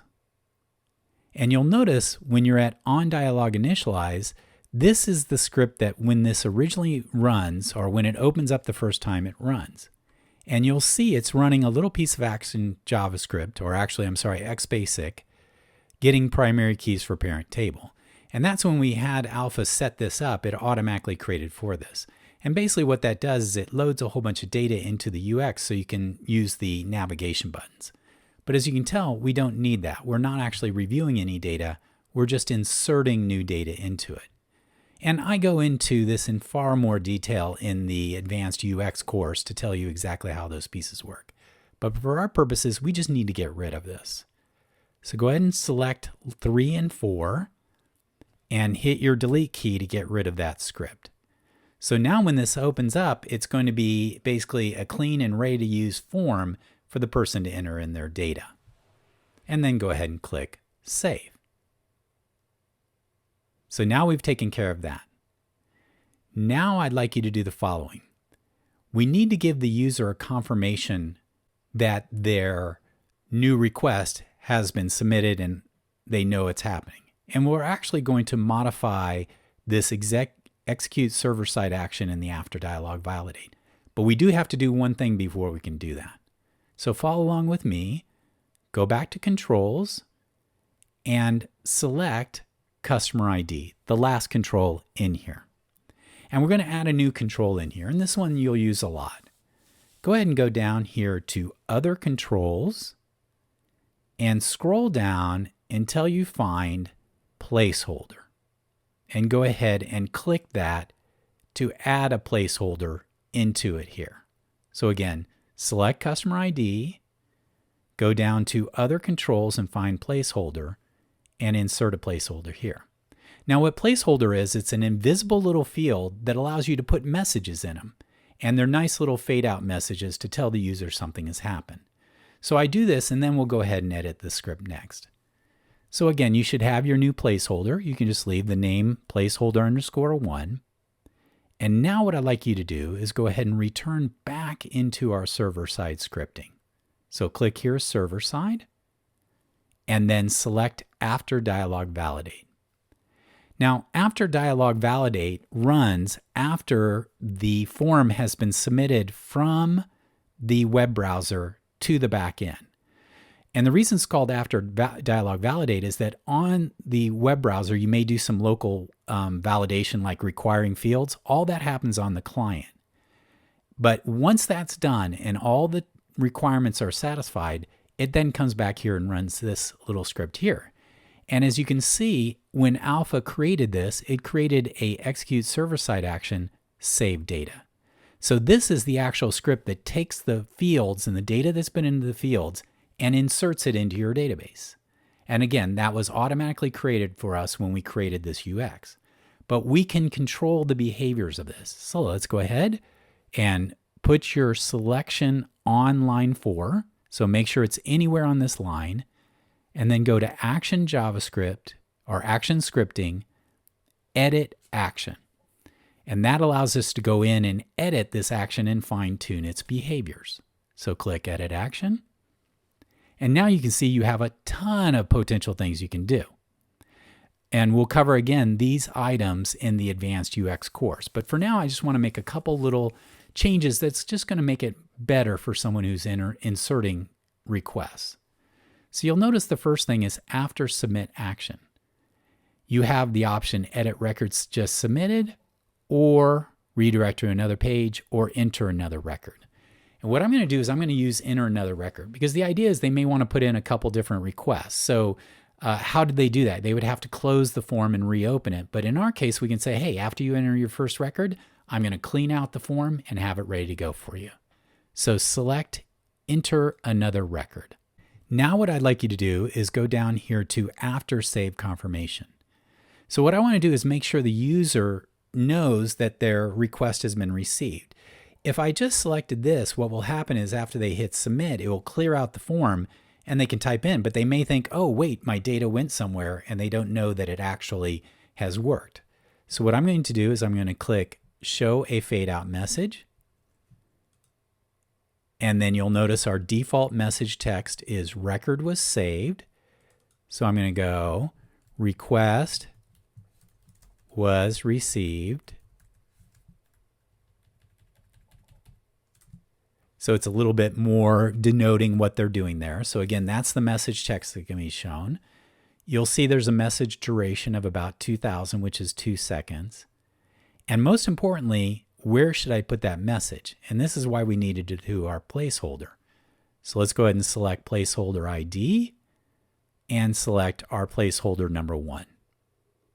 So again, after the person submits the record, it's going to go ahead and save it and at the same time create a new empty record for them to go ahead and add something. And it's also going to show them a little helpful message here. So now let's click OK. Let's click Save. We can go ahead and publish this because all the changes we've made are just within this one UX. And it tells you what's going to be published here, and you click OK. And now our items are on the local system, so we can go back in and test them.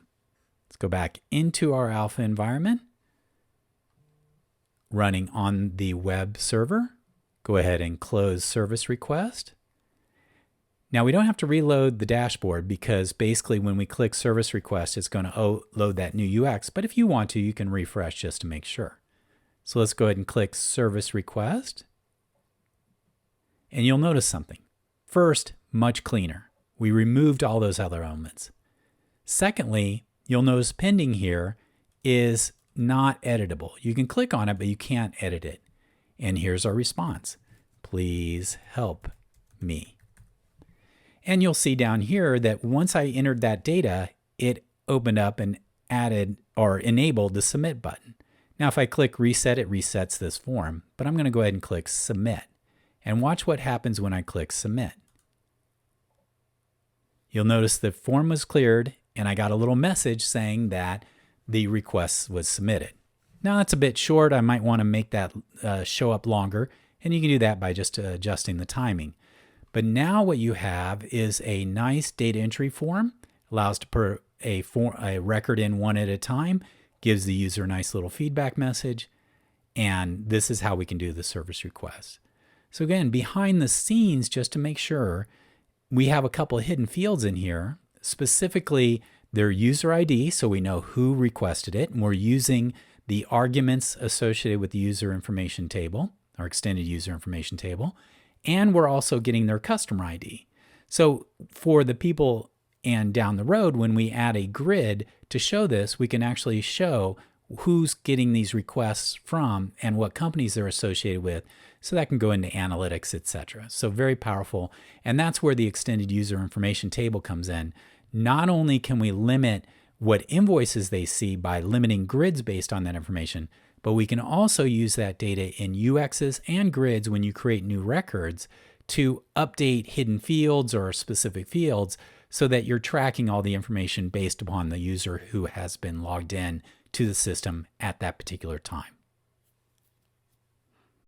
So far within our application, we've managed the web security information in the web security control panel. Let's go ahead and open that up and review it real quick. So we had our security configuration, and this was the underlying how the security data was being stored and other parameters that are important. I'm going to go ahead and cancel out of here. We also managed our users and groups by using this area. And here we would add users and modify their passwords and other activities, along with managing the groups. While this was helpful at the beginning, it's really not practical to do all the management of web users and groups information from within the development environment. You want to make sure that your applications are as self-service as possible. And with that in mind, Alpha has included a number of what are called web security templates that allow you to do certain tasks within the running application. And these templates are already pre-configured to use the Alpha Anywhere security framework. So let's go ahead and show you how we can do that. Let's go ahead and cancel out of here and close. And the first thing we'd like to be able to do is enable a person to change their password. And we're going to use one of the built-in templates to do so. So let's go ahead and go up here to the Web Projects control panel. Make sure you're on Web Components, and then select from the drop-down box UX Component. This will open up our UX component templates. Up to now, to a large degree, we've been just using the blank component, but we want to actually start using the templates. So scroll down, until you get to an area where you start to see the security framework templates. And these are all the different templates that are available that will help you build security-enabled components within your system. Now we're going to start fairly straightforward. I want to add one where you can change the password of the current user. So select Security Framework - Change Password Current User and click OK. This will open up a little help to tell you what it is and click Close. Now you'll notice that it's already a pre-configured component, meaning it already has controls, and you'll see also if I go to server side, it has some built-in XBasic that's ready to go inside the system. So you'll see there's some pre-made XBasic, and most importantly, in the after dialog validate, you can see that it also has some pre-built security actions, and we'll cover those in a little more details in a few minutes. But let's go back to controls. So you can see in here, there is a container with a username, and then you have the old password, new password, and confirm password. So this is a password change when the person already knows their existing password and like to change it. So let's go ahead and save this. And in our case, let's call it security change user password. So again, security change user password, and click save. Now this is an older component, so it's asking me how I want to display any error styles, and I'm going to go ahead and set it to block. And that now saves our component. As we've done before, let's go right to the Web Projects control panel by clicking here or up here. Let's go to our security change password UX, right click on it, and set our component security. It's always denied, and so in our case we want requires login. Now in our case we're going to use it for all the individuals, so let's go ahead and click check all. This means that you can only access this if you're logged in, but anybody who's logged in can use this component, and click OK. Now let's go to our tabbed UI. So I'm going to open up my tabbed UI.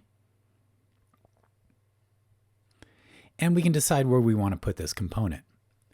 Now you'll notice that we could put it in any one of these, but it's going to be limited by your login, whereas we want to access or give access to this by everybody. So why don't we go here and let's create a new frame. And this frame is going to be available to everybody. So go over here after selecting frame end, click containers, select frame, and let's call this profile, because in there we can eventually add more profile management information. And then click insert after. This will open our new frame. You'll notice that there are no default security groups on this, so that everybody will be able to see this frame, and that's what I would like. Now that we have our new frame, let's go to tabbed UI buttons. So click on the plus button here to expand that. Let's click component, and then let's scroll down and select security change user password. Now it's set a default hyperlink button text, so we'll change that to change password. And for a pane label, we'll also do change password, so it looks a little nicer on the screen. And click OK. So we now have our frame here. Did want to show you something. You'll notice that it's kind of clipping here. Earlier I had set the width of this, and with the frame it's clipping it. So let's go ahead and change that so this looks nice. And again, what I'm going to do is this left pane here is part of the tabbed UI, and we just want to make it a little larger. So let's go back into the Alpha environment. While you're on the tabbed UI, go to the properties, and then go down here to the buttons panel style. So that left part is called the buttons panel and the style. And currently it's 2 inches or 2 inches. So let's go ahead and open that up. Scroll down through your style editor. And here I'm going to go ahead and say it's 2.25 inches. Although you could use pixels or any other standard. but 2.25 inches. That'll expand it out a little bit nicer. So click OK and click Save. Let's go ahead and go to the Web Projects Control Panel by clicking on this button here. And let's do a Publish. And in my case, I'm going to publish all files because we want to do all the different changes. And click Publish. Accept the files to be published.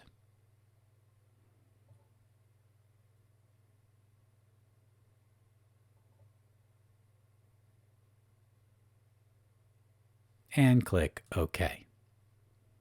Now we can go into our web browser. I'm going to go ahead and refresh this.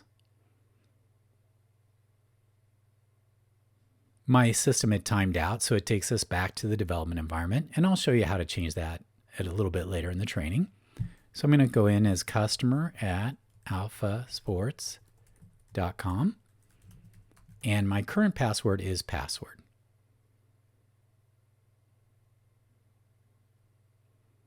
You'll notice our width of our left pane is a little nicer, so it looks pretty sharp. And we now have our new profile area that is showing. So it's showing my customers area here because I have direct permissions to see that, but profile is available to everybody. So now I'm going to click Change Password.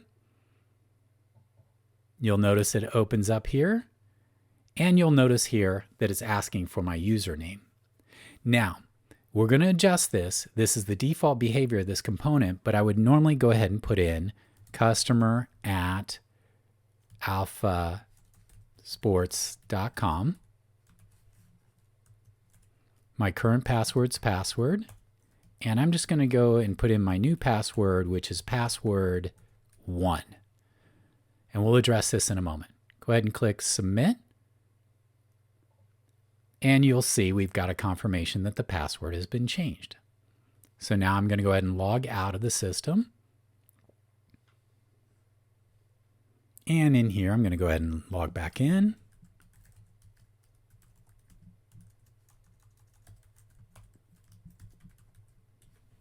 And click Login.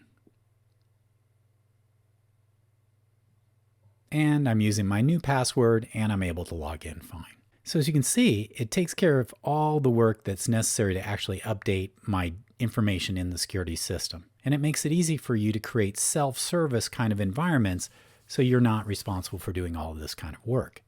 Now, as I mentioned, if I go into Change Password, it's currently showing the username. I actually have to enter that in, and that's fairly awkward. So let's go ahead and use our built-in capability that we showed before to automatically set this username. So let's go to the Alpha development environment. Let's go into our security change user password.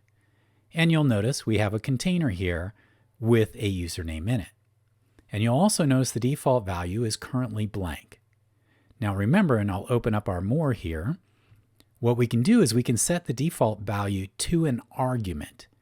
And in our case, we can set that argument to the current logged in user. So let's go ahead and use that technique. Let's click OK, click Properties, and let's search for arguments by clicking the Properties search here.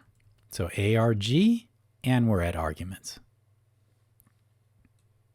Go ahead and double click to open up Arguments, and you'll see we don't have any arguments at this time. So let's insert a new argument. Let's call this username. That's what matches the user interface. And it's of type character. And click OK. So now it's defined our argument, but we are actually not populating it yet. We need to actually tell the system how we want that argument populated. So we go over here to Argument Binding. We click the drop down and select Get Value for Current Logged In User. And then the value is User ID. And click OK. So now when this UX runs, it's going to grab the current user ID of the person logged in and put it into this argument. Click OK. Now we have our argument. We can return back to our controls.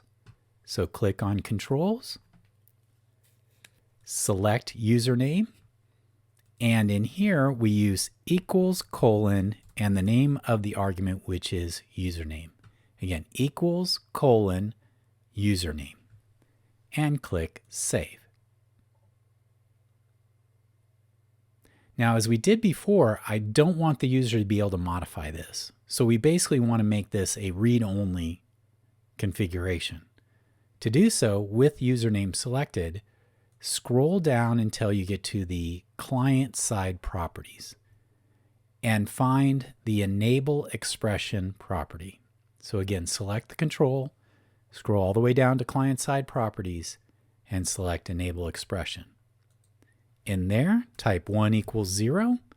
That will always resolve to false, thus this field will never be enabled. And once you've done that, click Save. And now we can publish the changes to our system. And since we've only made changes on this UX, we can just use that. Notice it's asking us which ones. To publish, you click OK. And now our system has been published. So now let's return to our web browser. I'm going to go ahead and click and close this change password. And now I'm going to reopen that UX by clicking here. So you'll now see that the current logged in user ID is here based on who I am. It is also disabled, so I cannot change it. And the rest of the form works the same. And you could so choose to change this username and hide it by putting it into a container and hiding the container if you so choose. But it's important that this field actually be inside this UX, whether visible or hidden, so that when it goes to update the information, that information is there. We've added functionalities so that someone can change their existing password. But let's say you need to actually add a new user to the system and you don't want to have to use the development environment. Well, luckily there's a good template for you to do so. So let's go ahead and add that into the system. So let's return to the Alpha development environment. Make sure you're at the Web Projects control panel and select from the drop-down here UX component. Now that it's opened up the UX component template selector, we're going to use another one of the existing templates. So scroll down until you get Security Framework, Create New User Account, and click OK. And you'll see that it gives you a little information about this, and click Close. So this is a pre-formatted, ready-to-go UX with most of the functionality built into it to allow you to create a new user in the system. But we're going to need to do some modifications to make sure that it works correctly. The first step is to look at the user roles. And this is where we set the specific user roles for the user. So when we create a new user here, this particular template assumes you're creating a user for a specific role. You'll see that there's a hidden field, that's what this little dotted line box is, called user roles. And you'll see the control type is hidden. So this is available to the UX, but it's hidden from the user. So what we need to do is modify that so that when the user is created, it uses one of our roles versus the roles that were originally envisioned by this UX. So to do so, click on the server-side events and then select the On Dialog Initialize. This is the code that runs when this UX first gets loaded up on the client. And you'll notice there's a line in here on line 9 that says control user roles, get GUI ID from group. And so this is an internal Alpha X basic command that basically looks up a role and assigns the correct unique identifier in that field. And you'll notice in here we have new user. So let's go ahead and modify that. And we want to put in there one of our roles. So again, we had 3 roles. And I can go ahead and show you those real quick. Go into Web Security, Users and Groups. And you'll see the groups we had were administrators, customers, and users. So we need to assign that new user to one of these here. So I'm going to cancel out of here, close that, go back into our new UX builder here, and make sure this says customers. Now note, if you wanted to, you could put commas and assign them to multiple new roles at one time. But for this purposes, we really only want to assign them to a single role. That's all you really need to do here. So now we have a dedicated form that will create a new user and automatically add them to the customers area. So let's go ahead and click Save. We're going to go ahead and call this Security New Customer. And click Save. Let's go to our Web Projects Control panel. We'll find our new control here. Let's right-click on that and set the security to be Requires Login.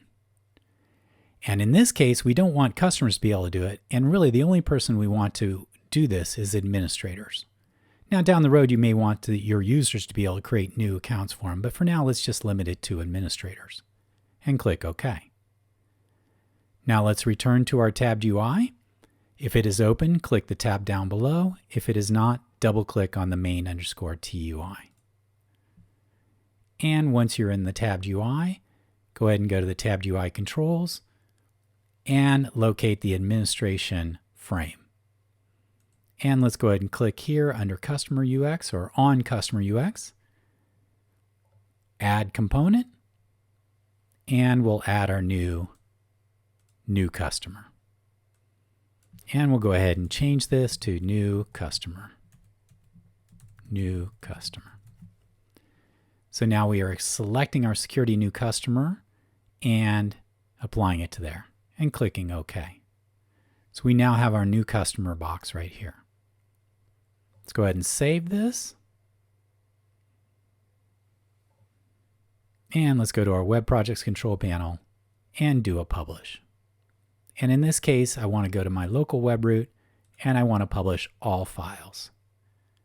Once you've selected that, click Publish. And select the files.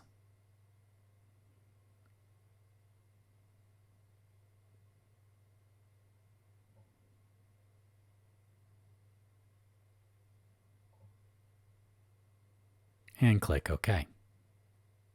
Now we can test it. Let's return to our web browser. I'll refresh our page. And in my case, I was logged out because I had waited a little while before doing this. You will want to log out because we need to log in as the administrator in order to be able to access this new button and UX. So I'm going to put admin@alphasports.com and password. And click Login. So we're an administrator. We see multiple areas, and we have our New Customer button under Administration. So let's go ahead and select New Customer. That will open up our new box. You'll notice there's some default stuff. Like for instance, if I click here, it gives you a little information here. We can delete that. But I'm going to say customer 2 at alphasports.com. And I'm going to put in password and password. And you'll notice that behind here are the hidden fields, but I'm not having to edit those because the system is already going to set those properly. Click Submit. And our new customer has been added in. Now I'm going to go ahead and log out. I'm going to go ahead and log in with my new system. And click Login.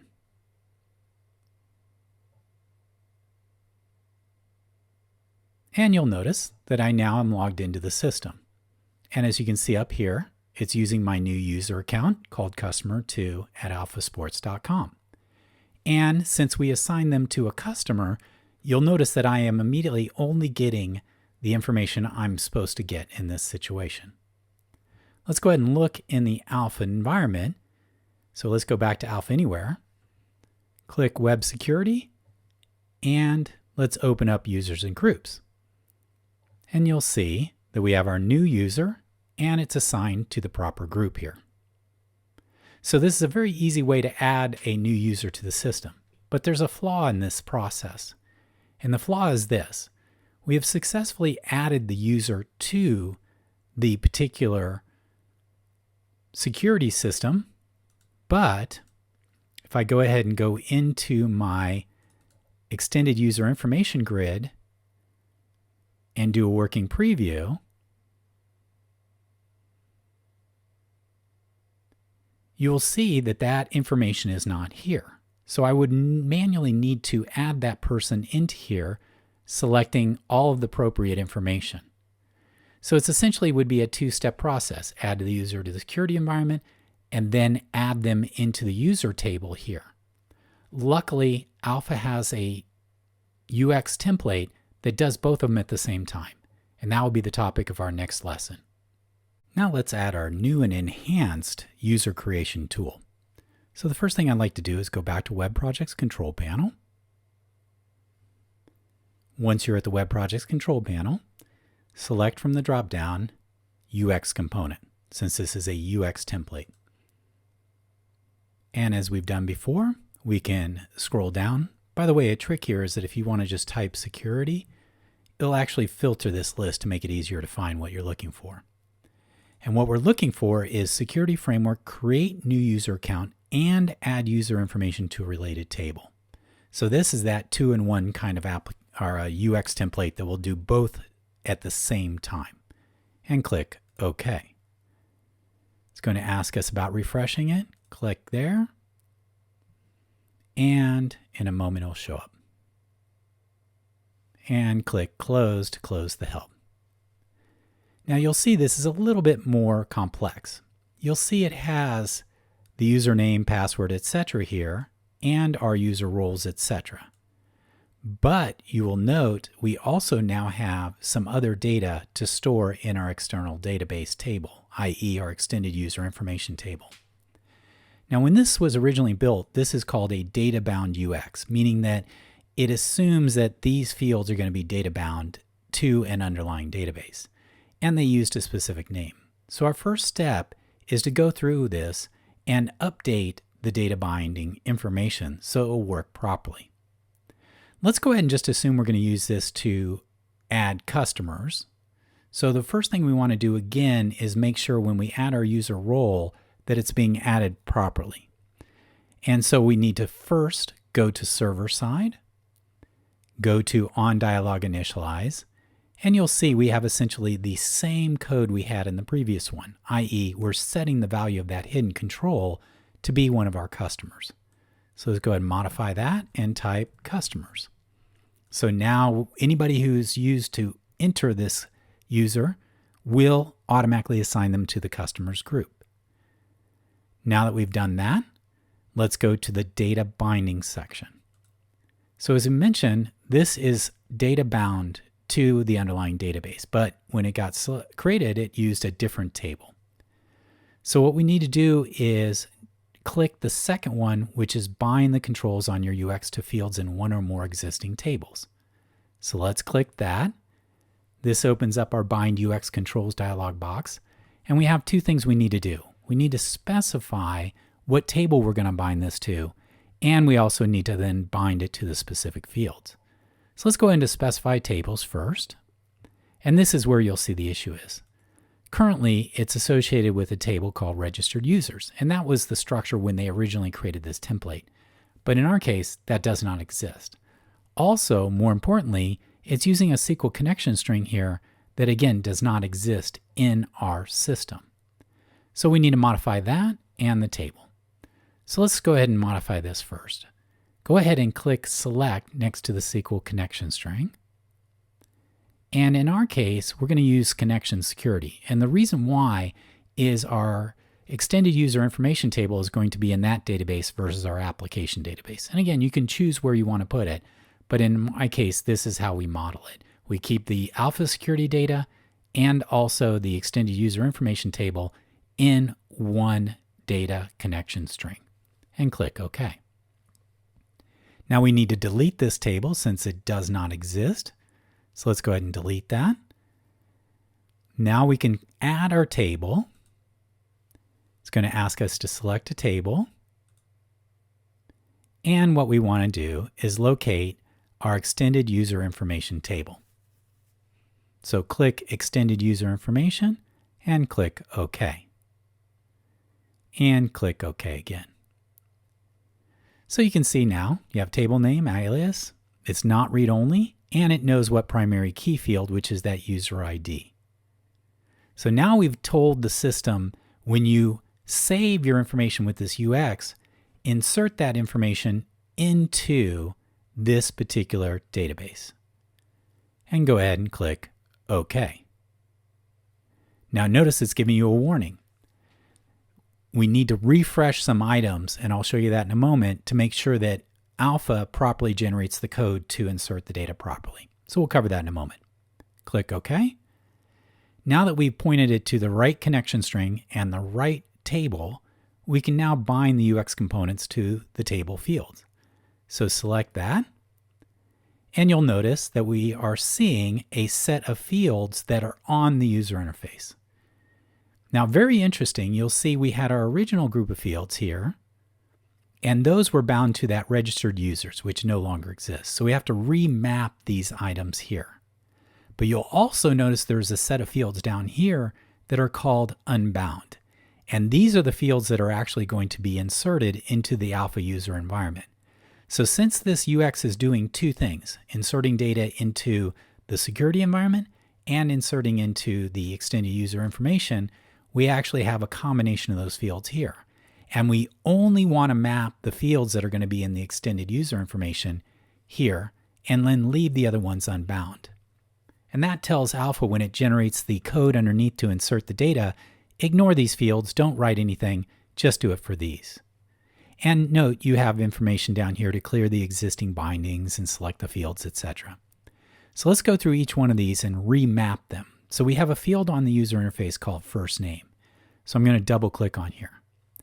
Now it's showing me here are the fields that are in my extended user information table. So in our case, I want it to go to that first name field and click OK.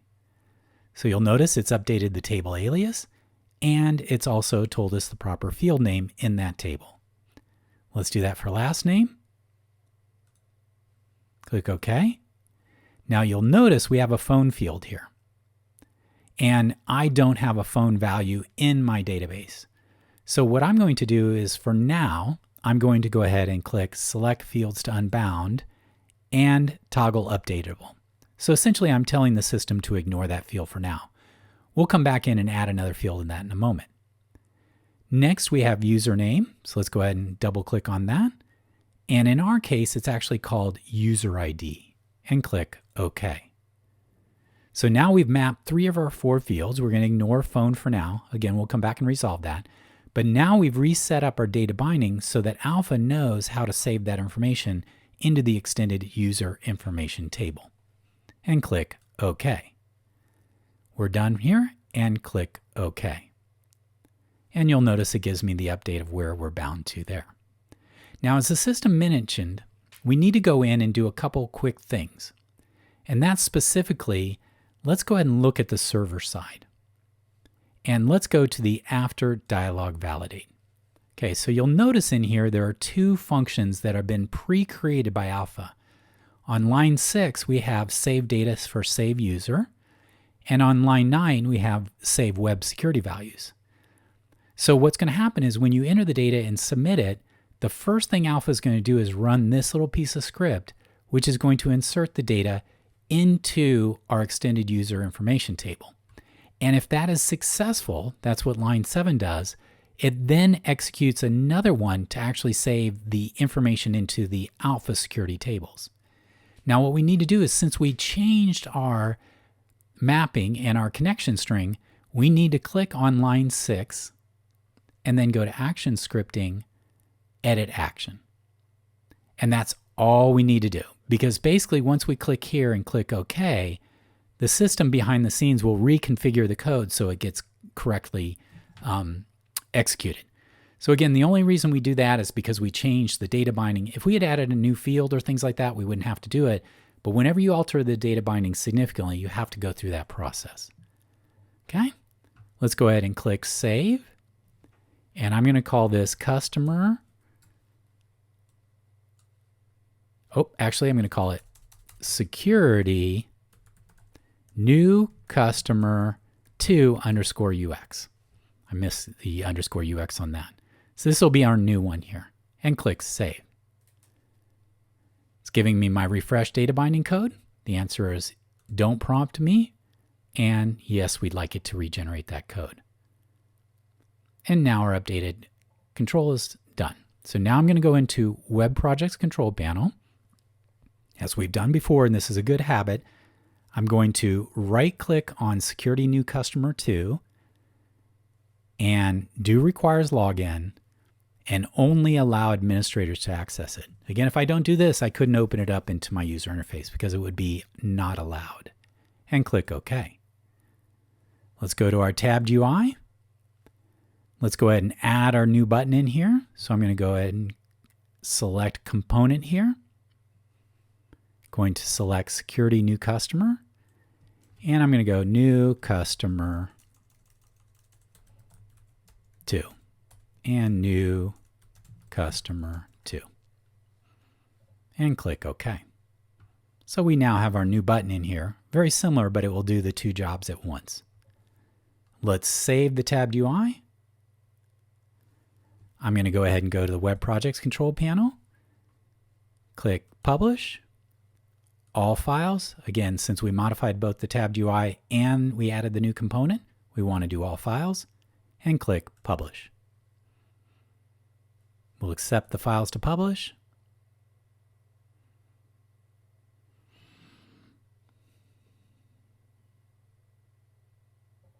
And click OK. Now that we've got everything published onto our local system, we can return back to the web browser and give it a test. Click the web browser to bring it up. We're currently logged in as a customer, so I'm going to go ahead and log out by clicking Log Out. I'm going to log in as the administrator.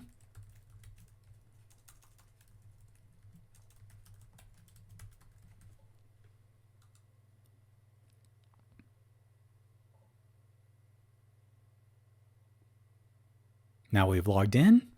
In our administration section, we have our new customer 2. Let's go ahead and click that to open up our new UX. Notice that it looks very similar. So I'm going to go ahead and go John Doe. And phone is there because we didn't remove it, so I'm just going to ignore it. It's not connected. And I'm going to go John Doe at alphasports.com. And I'm going to go ahead and put in password and password. And you'll notice down here we have a little save button. So I'm going to go ahead and submit that form. And you'll notice once we've submitted it, it basically clears out the password. So if we need to update that, we can do that in another. We can go to the update password location and do that. So first, let's go ahead and go to our customer user information. So I'm going to click over here and go User Information. And this opens up our grid that manages the extended user information table. And check it out. We have John Doe, first name, last name. Now you'll notice the customer ID is currently 0 because it defaulted that. That's one thing we're going to fix real quickly because we want to be able to select what company this is for. And right now it just defaults to 0. That's why it says Alpha Sports. But the important thing here is that the system has already logged this person into the extended user information table. So now I'm going to log out. I'm going to go ahead and paste this here and log in as John Doe. And you'll see the system has already updated the Alpha security system so that I not only now log in, but my extended user information table information is up to date and linked to my account. So this is the right way you want to put it. It does two things at once. Now in our next section, let's go ahead and modify this just a little bit because when we create a new customer, we want to be able to make sure they're assigned to the right customer. So when they log in, the right customer ID is used for filtering their reports, etc., invoices as needed. So as we mentioned, we've properly inserted a new user both in the security system and the extended user information table, but they're not assigned to the proper customer. So let's go ahead and make that modification and redeploy it. So let's return to Alpha. Let's reopen our new security new customer 2. And let's go to controls. So as we said before, we had this phone here, and we actually are not using that because we don't have that in our extended user information. So let's go ahead and replace this with a drop-down box where we'll associate the customer ID that this person should be associated with it. So first, click Phone. Once you've selected Phone, go ahead and click the X box right here on the icon bar to remove it. Next, click on Static Text right above there. And on the left-hand side, go to Data Controls and locate drop-down box. And click that. And let's call this Customer.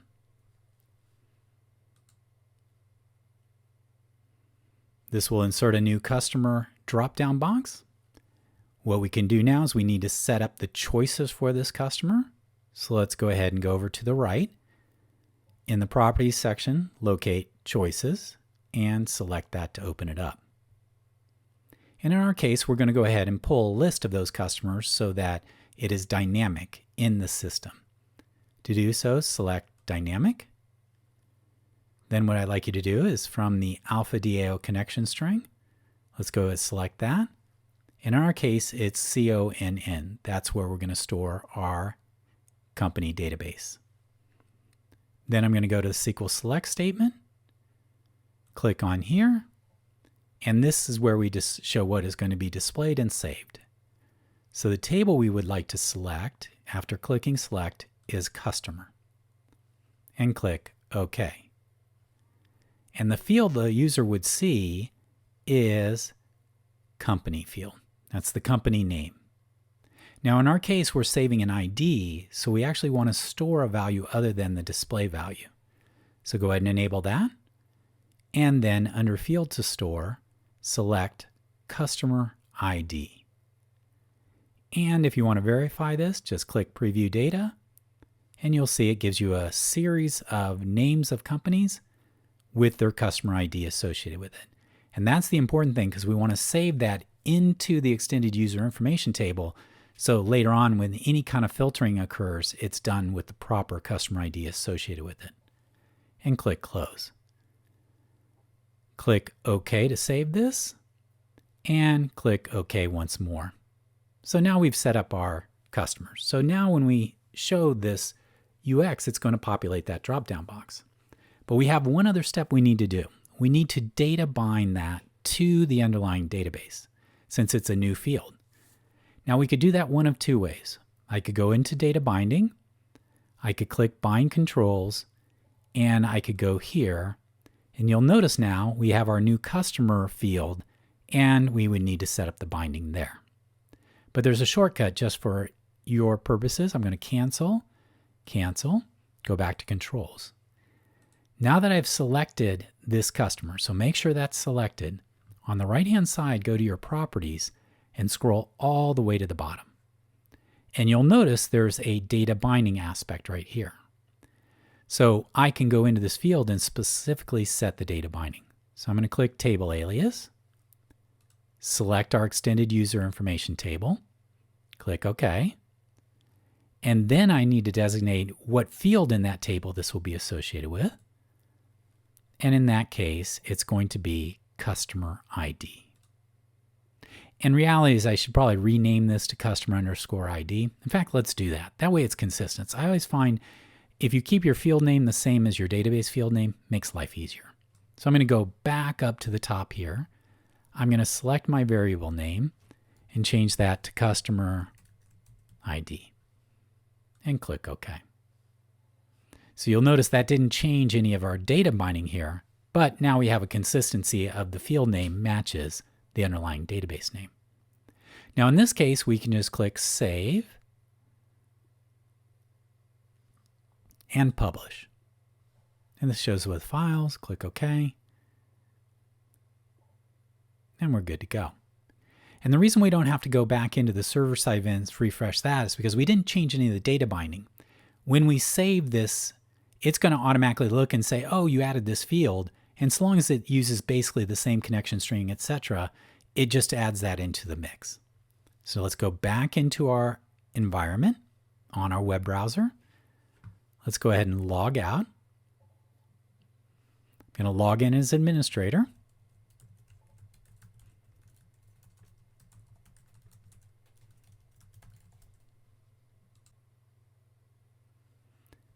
I'm going to go back into our new customer too. And when we do that, it's going to reload our UX. So now you'll notice it has our new customer field here. So I'm going to go ahead and put in Jane Doe. Now in this situation, I'm going to select a customer. So let's go ahead and say they're with Jazz Play. I'm going to go ahead and add their username. And I'll go ahead and give it the jazzplay.com password and password. And click Save. Now we've added this person. I'm going to go ahead and log out. And I'm going to go in as Jane Doe at jazzplay.com. Do password.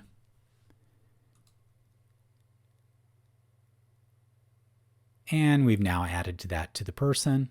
And if I click invoices here, it will properly use the new customer ID to filter this grid. And that's the important thing, is when we update our extended user information table, we wanted that customer ID in there.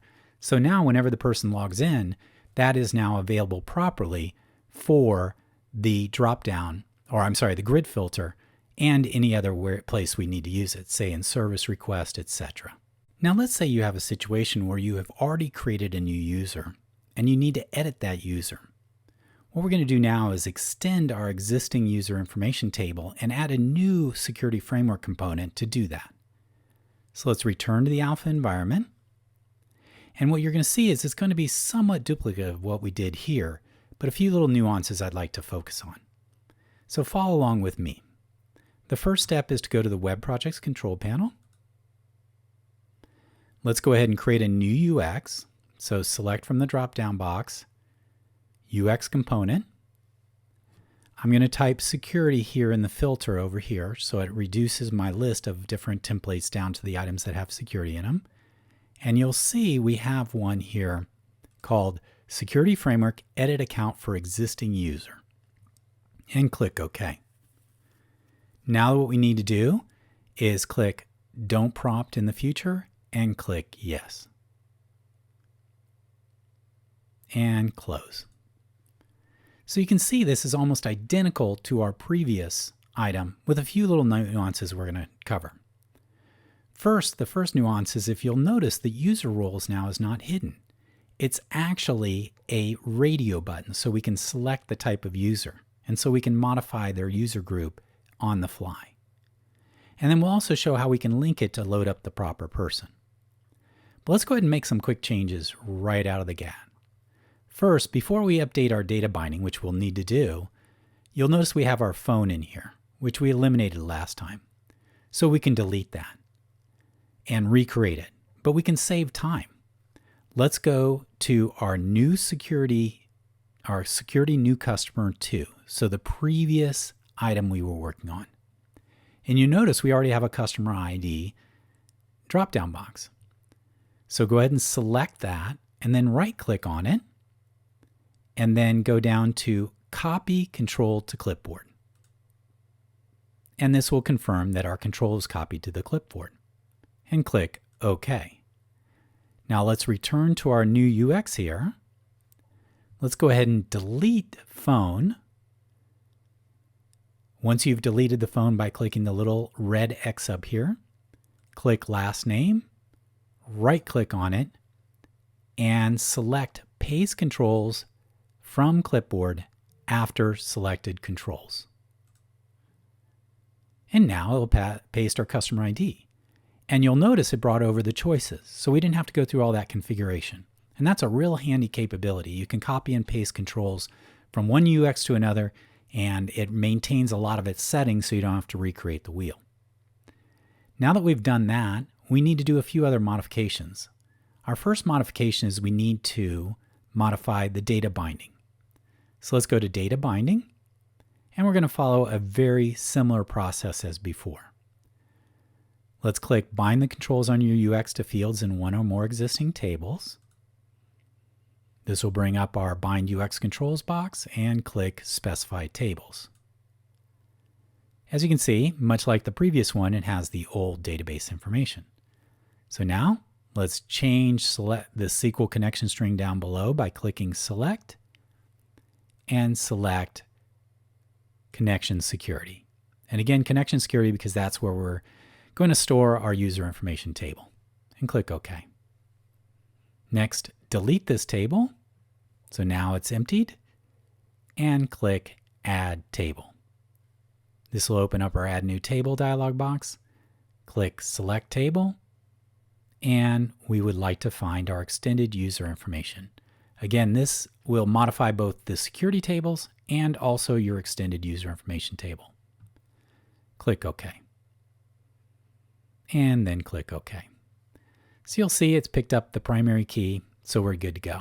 Now remember, this is a primary key called user ID. So let's remember that. And click OK. Notice it gives us that warning again, which we'll have to, which is refresh the save command in the after dialog validate. We'll do that in a few moments. Click OK. Now that we've specified the tables, we can now bind those tables to the fields. So let's go ahead and click Bind UX Component Controls to Table Fields. You'll see it has the old ones, but check this out. Since we copied in our customer ID, it remembered the binding from the previous. So we actually don't have to change that one. But I'm going to go ahead and change these other ones. So first name, I'm selecting Extended User Information, first name, last name, Extended Information, last name, and last but not least is username. In our case, we're connecting it to user ID. Just so happens the field name's a little different. And if we were a purist, we'd go in and change that field name to be user ID. Click OK and click OK. Now that we've done that, we can go into our server-side events by clicking over here on server-side, go to the after dialog validate, find line 7, which is execute server-side actions, save data, and you can click action, scripting, edit, and just click OK. All that's going to do is regenerate the underlying code so that everything works properly. We still have one other thing to do, but let's go ahead and click Save here. Let's go ahead and call this security change user underscore UX. So again, security change user underscore UX, and click Save. This will ask us if we want to refresh the data binding code, and the answer is yes. So I'm going to say don't prompt and do it automatically in the future. Now, let's go back up to our onDialog initialize. I want to show you some code in there. So what's going on is this. Note when we, and actually let me show the controls here. When we load this up, we need to actually load a user into here so then you can modify it. So this isn't creating a new person. This is actually loading up and editing an existing person. So if we go to the server-side events, you'll see here there's some code. First thing we're doing is dimming ID as c equals to 1. So this is just to simulate it. Then what's going on is the system is automatically populating that radio button with user roles. Then you'll see it's populating the dialog from the tables load user, and it's populating the security. So when this loads up, it's going to load up from the user information table, the extended user information table, a record, and at the same time using that user ID, load up this here. So this is the standard. We're going to have to make some changes so that this works properly. And also, we're going to load this UX from our extended user information grid. So we're going to put a button on our extended user information grid, which will load up this UX and pass in the user ID information that we would like it to use. So with that in mind, let's go ahead and make a couple of those little changes real quick. So the first thing to do is when we load the information into here, we have to pass it in as what's called an argument. And so we need to define an argument for this UX first. So let's go to Properties on the left-hand side, and then search using the Properties field here for arguments. And if you type ARG, you'll see arguments. Click Find Property, and I'll scroll this up, and you'll notice there are no arguments defined. So let's go ahead and double-click on that, and let's insert our new argument, and it's going to call User ID, because we want to pass in the user ID of the person we need to edit, and if it's type character, and click OK. Now before, when we were using arguments, we would change it and use, like for instance, get value. But in our case, we want to set this value at runtime. So when we launch this UX, we're going to pass in that information. So click OK. Now we've defined our argument, so that's available. So now we need to go back to our server-side event. And you'll notice in here we're saying dim ID. Well, in our case, what we want to do is not make this a fixed value. We actually want to get the value of the argument that's passed into this UX and set it from there. So I'm going to go ahead and delete this part right here. So I'm going to keep the word ID, even though we're really using user ID, just so we have to change as few things as possible.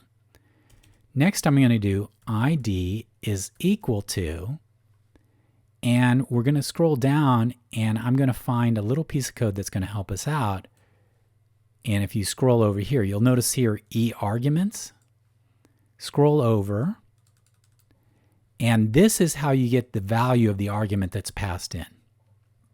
So you can see there's a little sample code here. It's in blue because it's commented out. But I'd like you to find on line 35, at the end, I want you to copy e.argumentsFind through the end of data. So highlight that whole field, right-click on it, and copy it.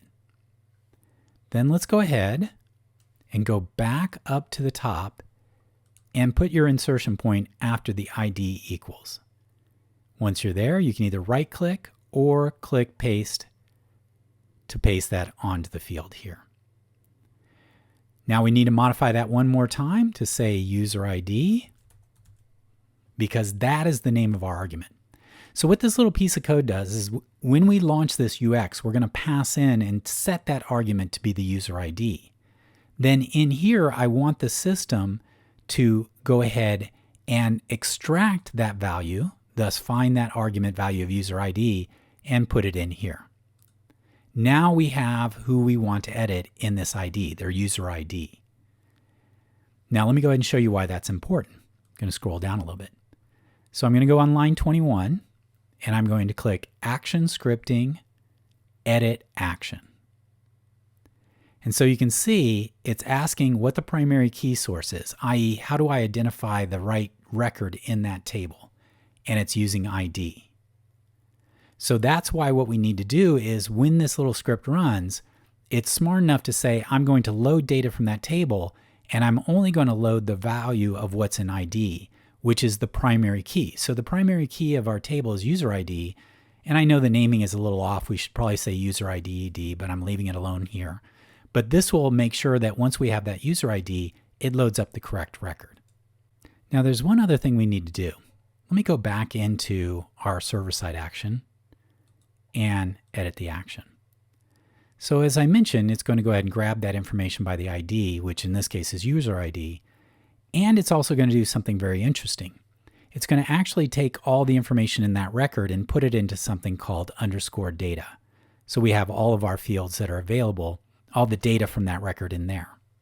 So let me click OK.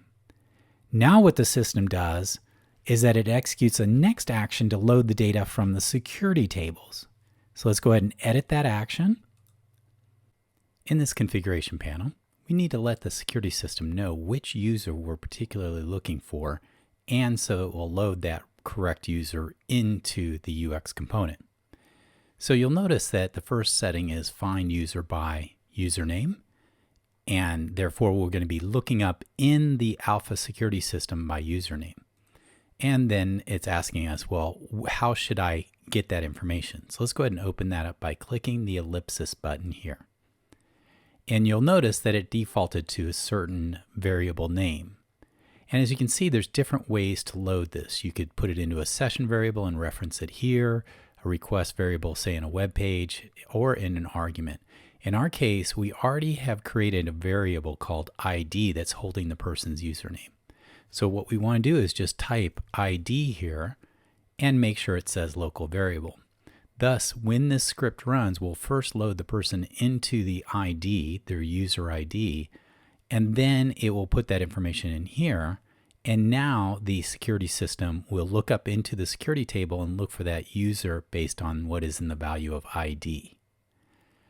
The below part is just specifying where on the UX the information that's brought back from the security system should be placed. And you'll see we have our password, etc. user groups. So now that we've set it properly so that the security system will provide the proper information, we can click OK. So now the system will load the user into the UX and also load the proper person into the UX from the security system, and we'll have both of those in the UX when the script completes. At this point now, we can move over and connect this UX to our extended user information table to be able to use that to edit particular users in the system.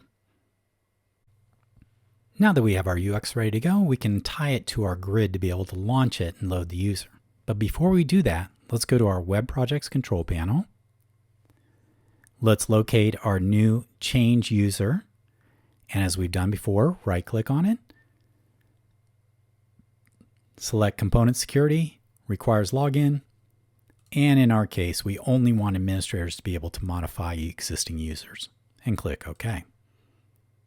Now what we'd like to do is open up our extended user information table and, or better yet, grid, and select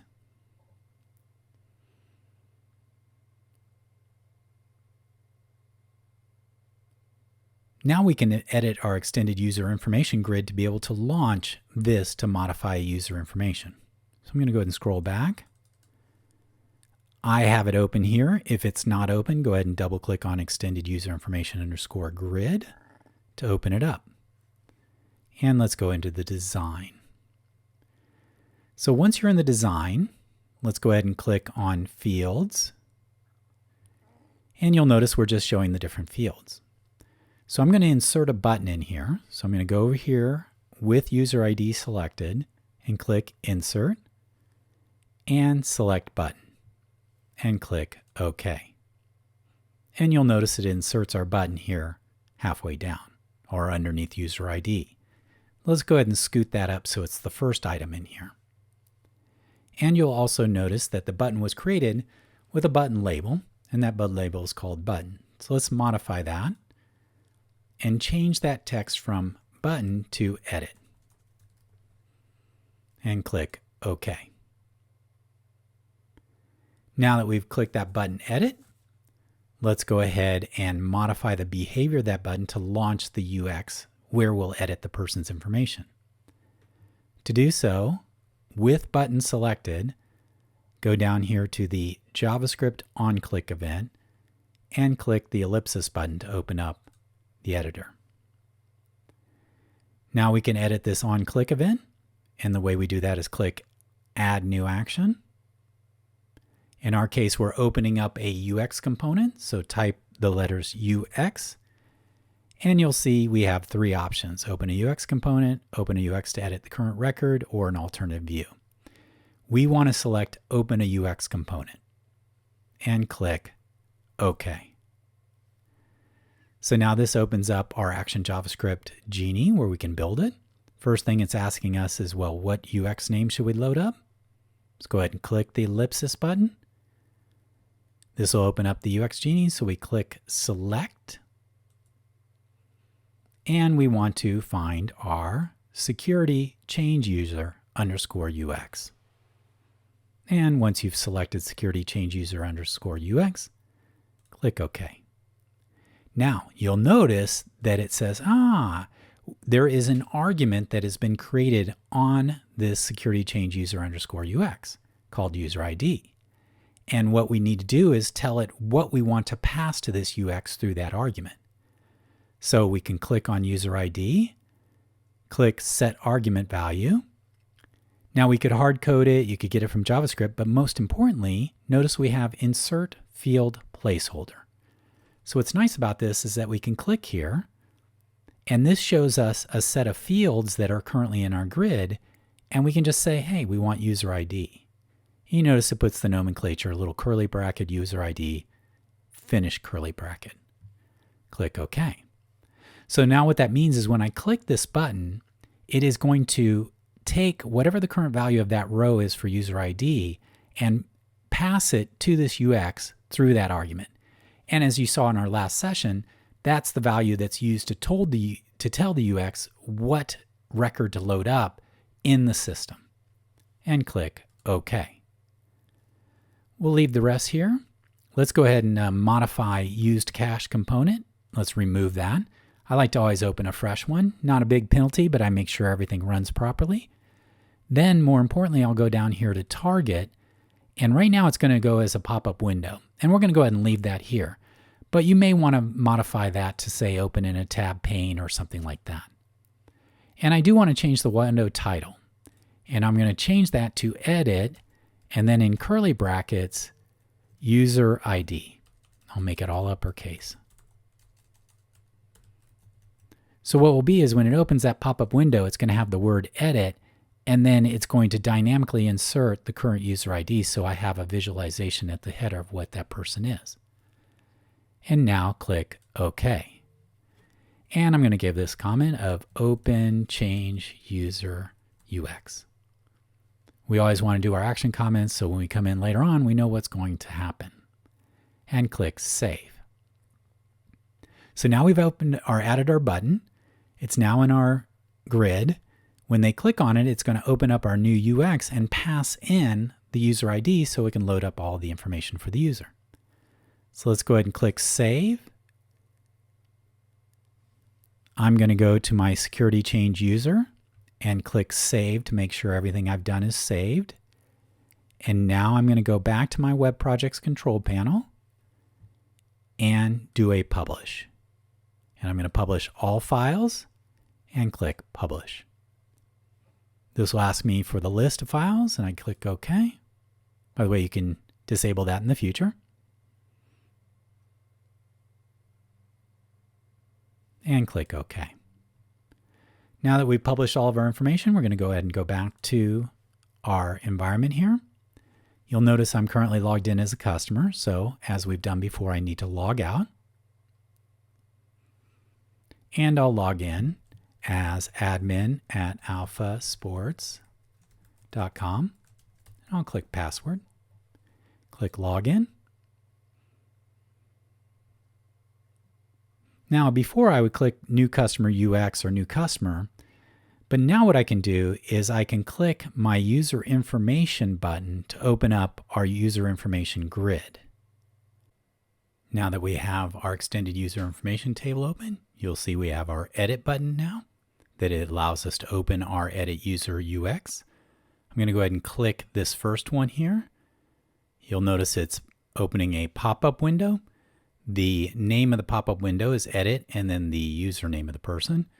And you'll notice that it has loaded the data into the system. Up top, it has loaded the information in from the extended user information table. You'll notice we don't have a customer for this particular person since they're internal. But down below, you'll see in the security area, it has made a call into the security system and loaded up the username, password, and it's left confirm password empty. And you'll also notice that it is showing the current roles that are in the system. That's what that initial part does. And it also sets the role for the particular user. I'm going to go ahead and close this window. And let's try it with a customer. Let's say Jane Doe here. So you'll notice that it loads the customer information from the user information table up here, and it's loading them, and you'll notice the customer is here. So now I have complete control. I can change the user information, I can modify password, roles, etc. within this system. And now my system is self-maintaining. I don't have to be in the development environment to add and edit users in the security system to allow them to access the features of the system. And we can provide self-service capabilities such as changing passwords or other information for the user by enabling that within the templates. So the security templates inside the Alpha Anywhere solution are very powerful because they really extend your capabilities of your core solution. Now that we've enabled the built-in security environment, it unlocks a lot of capabilities you can add to your applications. And I'd like to demonstrate some of those. What I'd like to do is go back to the Web Projects Control panel, and let's go ahead and clean up. We've been working a lot here. You may not have these tabs open, but I'd like to go ahead and close all these tabs. So I'm going to right-click on one of the tabs and say Close All Windows. Now, if you do have any of your items that have not been saved, you'll be requested to save those. So I'm going to do that. It'll also render any components that are necessary. And now we're back to a very clean environment. We can start over. So let's go into our customer grid. I'm going to double click on customer grid to open it up. And I'm going to go ahead and do a working preview to show you how it operates. So we have a customer grid with all the information and all of our changes we've made.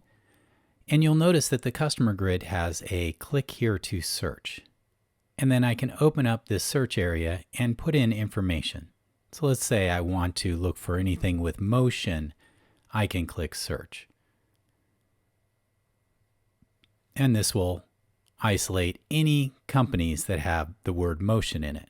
And we're using highlighting here to show that information very clearly. But what if you'd like to enable the user to be able to save these searches so they could quickly create their own complex queries and return them into the system at will? Well, now that you've enabled the Alpha security system, you can do so very readily. Let's go ahead and go back to design. Let's go to search properties. And I'd like you to go ahead and scroll down till about halfway down the screen. And you'll see save and load searches. And you'll notice that there are two options here. Allow user to save search criteria and allow user to load search criteria. Now these will only be available if you've enabled the security system because the system needs to know who the person is currently using the system. So let's go ahead and enable that. And also scroll down a little bit more and select allow user to load that. So now you'll see it's opened up a whole bunch of new properties that you can adjust this functionality with. But for now, we're going to click Save.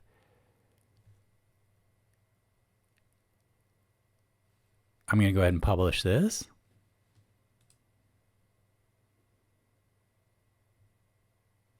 And I'm going to go into my Alpha system that's running in my web browser. I'll close this window I had left open. And I'm going to click over here, Customer Grid. And that will load in our customer grid that we just viewed a few moments ago. I'm going to click here to search, and you'll notice something. We have our search criteria, but now we have these two little icons here, a disk for save and load. So let's try the same thing. I'm going to actually type in here goods. So I'm looking for any company that has the word goods in it. And I'm going to click search. You'll notice that now I'm limited to a set of companies that have the word goods in it. And now I'd like to save that search. So I'm going to click here to save search criteria. And I'm going to call this goods search. And click save. Now I've saved that. I'm going to go ahead and exit out. Go back into my customer grid. I'm going to click here to search. Now instead of hitting the save button, I'm going to go ahead and click the load search criteria. And you'll notice it opens up the same dialog box. And in my case, I need to click here to load the choices. So I'm going to click there. And you'll notice that it loaded up my previously saved search. And I can have more than one of those searches. So I'm going to go ahead and click Good Search and type load. You'll notice then it reestablishes the items in the search area and immediately executes that search. So as you can see, you can enable self-service within your application by enabling this save and load search capability. Now you'll notice when I clicked the load here, I have to click here to load choices. That can be annoying. Let's go ahead and cancel out of here, and let's go back into the Alpha development environment. Now that you're back in the Alpha development environment, you'll notice there's an option in the options for the save and load searches called auto load choices, and I'm going to enable that.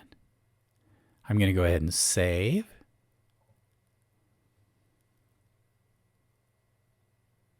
I'm going to go ahead and publish this. Now I'm going to return to our browser. I'm going to go ahead and close our customer grid and reopen it by clicking Customer Grid. I'm going to go ahead and click here to search, and I'm going to click my load search criteria. And you'll notice in this case, it automatically did a quick update and loaded my searches in here. Now you may want to not have this enabled once people have a ton of searches, because every time you open this, it's going to do that query. And so if someone's trying to save a search or so, it will make it a little bit faster. But you can adjust that based on the needs of your users and also the complexity of your system. But this is one of those nice features that are automatically enabled now that you have the security system, because when it saves this search, it actually saves it into what's called the repository table that includes the username. So therefore, these searches are username specific, and therefore a person can create their own customized set of services for using or searches to use for their particular needs. I'd like to cover a few other settings that I find are very valuable within the Alpha security system. So let's return to the Alpha development environment. If you're not at the Web Projects control panel, please return to there. And then let's click Web Security. And once you've opened that, click Security Configuration and click OK. So when we set this up, we went through a series of different items in here based on our initial training requirements, but there's a few other options I'd like to talk about. One, you can connect to an Active Directory environment. So therefore you can connect your Alpha security to a existing Alpha, or rather existing Active Directory environment, which would allow you to then use that to do the login and establish who groups are members of. You can also use what's called alternative login. And if you use alternative login, you can connect to other login systems such as Google ID, Twitter, Facebook, and also a couple others.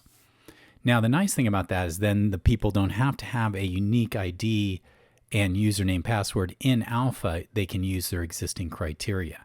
And Alpha has behind the scenes the ability to connect that person into the Alpha security environment and update the data as needed. So that's a very flexible capability, and we'll be covering that in a future training. A couple other settings, if we go to login options, there is one that I find is very valuable called login activity file. And I'm going to go ahead and enable that. And then this will log in or activate our login activity file. And in here you can set examples, say, include failed, include logout, and if they are doing password changes, enable that, although don't enable that. Now the benefit of this is that every time someone accesses the system or attempts to access the system, it's going to record that activity. And that's really nice to kind of see usage patterns, but more importantly is to make sure that you can identify when you're under, say, a denial of service or someone's trying to brute force hack your system. So I tend to always enable my activity file, and that's available on the server in case you see strange situations. You can go onto the server and see if someone's trying to hack your system. I'm going to go to user ID and password options. I want to reiterate that this is very critical, this password encryption key. I'm using a dummy one here, but what you'll want to do is use one and record that. This is what the system uses to encrypt the password in the underlying data tables. Very important is that if you have two systems using the same set of security data in a single, they have to have matching password encryption keys.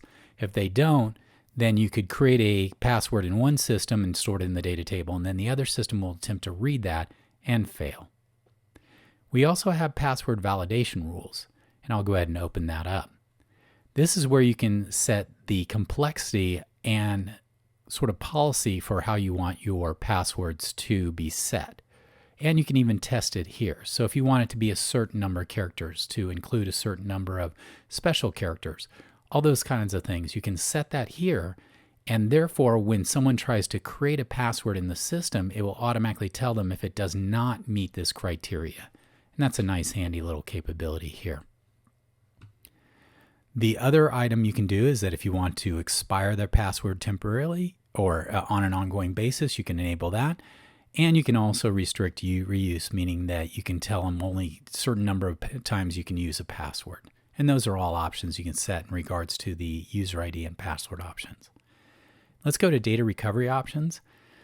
There is a function that allows them to recover their user ID, but I find that's a little inflexible. And so you'll want to create your own methodology to do so. And we will be covering that in a future security training. Last item here is customize options. There are a number of other little settings that are available here. The one I tend to use is called the default security group, and I'll go ahead and open that up. If you enable certain other features like, for instance, external login using like Google ID or stuff, when a user is created in the system, you can define what the default security group is for them to be when they are created in the system. And thus you can automate that part of your system. As you saw in our earlier, you can do that manually within the UX itself, but this is handy for other situations. I did pass over one. Let me go back to user ID and password options. You'll notice that there's one called Allow Password Change at Login, and that's currently enabled. And I'm going to go ahead and go into my Alpha system and log out. And you'll see that on the login page, it has this change your password here. I usually turn that off. It's on by default, but I usually turn it off. And I use another method, a manual method, to allow the person to either change their password or recover their password. That way you have much finer tuned control over that process. And that setting is right here. Note, if you do modify this setting, you will need to republish your login component that you created earlier because it will regenerate it without that link in it. So those are some of the settings there. Another setting I'd like to show you, and I'll go ahead and cancel out of this. I'll close this here, is I want to show you a couple settings on the server that is involved with security. So if we go to your web project control panel, go to Web Development Server, and this will open up a control panel. Now this control panel is for the built-in development server that's part of the development environment, but a very similar control panel will be available on your server. And I'd like you to go to the logging section. Now often what I want to do is enable server logging, and you'll see that it will already have an access log and other pieces here. You can also enable, say, for instance, raw HTTP or requested. These logs are not necessary, but I often turn them on. And the reason why is that it allows you to analyze, again, if people are trying to do a denial of service or if people are trying to hack your system, because you'll have the raw information about requests coming in. So for instance, if you see a request coming in every half second, then you know someone's doing an automated procedure against your system.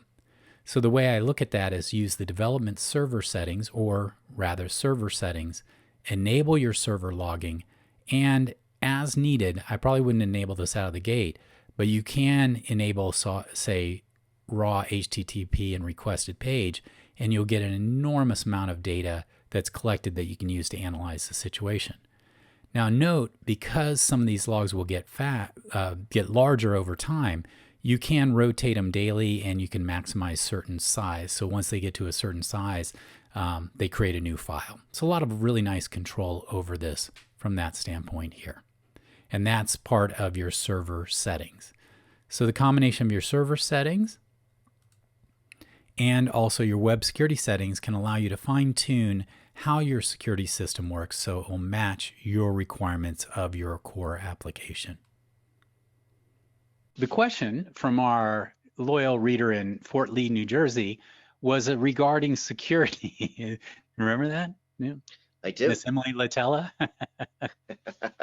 So I'm going to jump down here to my security areas. Okay, so the question was this. Alpha has a number of pre-built security user interfaces, specifically around creating users within the security. Now, in the last year, we've introduced what's called the extended user information table, because often the security system is trapping username and password and then groups, sort of like what their permissions are. But we found that everybody was sort of expanding that to include a whole bunch of other profile data, phone number, email, first name, last name, a whole wealth of things. And so what happened was the development team said, everybody's kind of doing it. Let's give them some structure to do it. And so now within your project, you can define what's called the, extended user security info. And basically all this is a table within your database that holds information that you want to associate. And it has what's called the user ID field, which is the user ID that's going to match the security system. So now you have essentially two stores of data. You have the security environment, and then you have the extended user information environment, which is just a database table. But the nice thing is that when you've defined the linkage, then Alpha knows when the person logs in, they know what that login user ID is. It knows how to go to that table and look up that information. And what's really valuable is built into our grid and other things, you can actually fill arguments that are used for filtering and stuff directly from that table. So it takes away a lot of steps. Often what you did when you logged in is load up a bunch of session variables and then refer them later. You can get rid of all that management to make life easier. But the flip side is when you create a user, you now need to be able to create a user both in the security environment and also in the extended user information table. It's kind of the extended user information is for, I guess the regular table, which you can't access directly, if I'm to understand, has things That's like correct. username and password and email. But the extended one would have, maybe account numbers or preferences, or preferred language or currency or things like that. Absolutely. And you can modify that table all you want. You can look at it, in this case, here's the default ones that are in my table. I have to define which one's the user ID, but the sky's the limit. You can use anything you want for your particular business requirement. Cool. So let me go ahead and save this. Let me go ahead and publish all this, and I'm going to show you an operation, then we'll come back and show you. So I built a little example application, something very simple that basically had a login page, and then it logged in there. So, and if I can remember my users, actually I'll come in and cheat. Okay, so very simple, and I've just got to log in here. So first I'm going to go back in here and show you what user groups we have. So you'll see we have two user groups, administrators and users. And right now I have 3, administrator, John Doe, and user. So now what I'm going to do is first I'm going to log in as the administrator. At Alpha. And then I'm going to go here and click password. Okay, and log in. And that's really high security. So this what I'm now logging in as the administrator. So as the administrator, I have this ability to create a new user. So I've got a UX device, our UX form here, which I'll show you how to build in a few minutes. Very simple. I'm going to put in the a few pieces of data. So I'm going to put Jane Doe in there at 800-555-1212. Now, this is extended user information. This means this is not going to be stored in the security information or security tables. It's actually going to be stored in my user extended info table.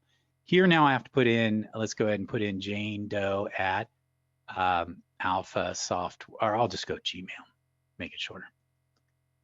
And I'm going to put in a password and a password.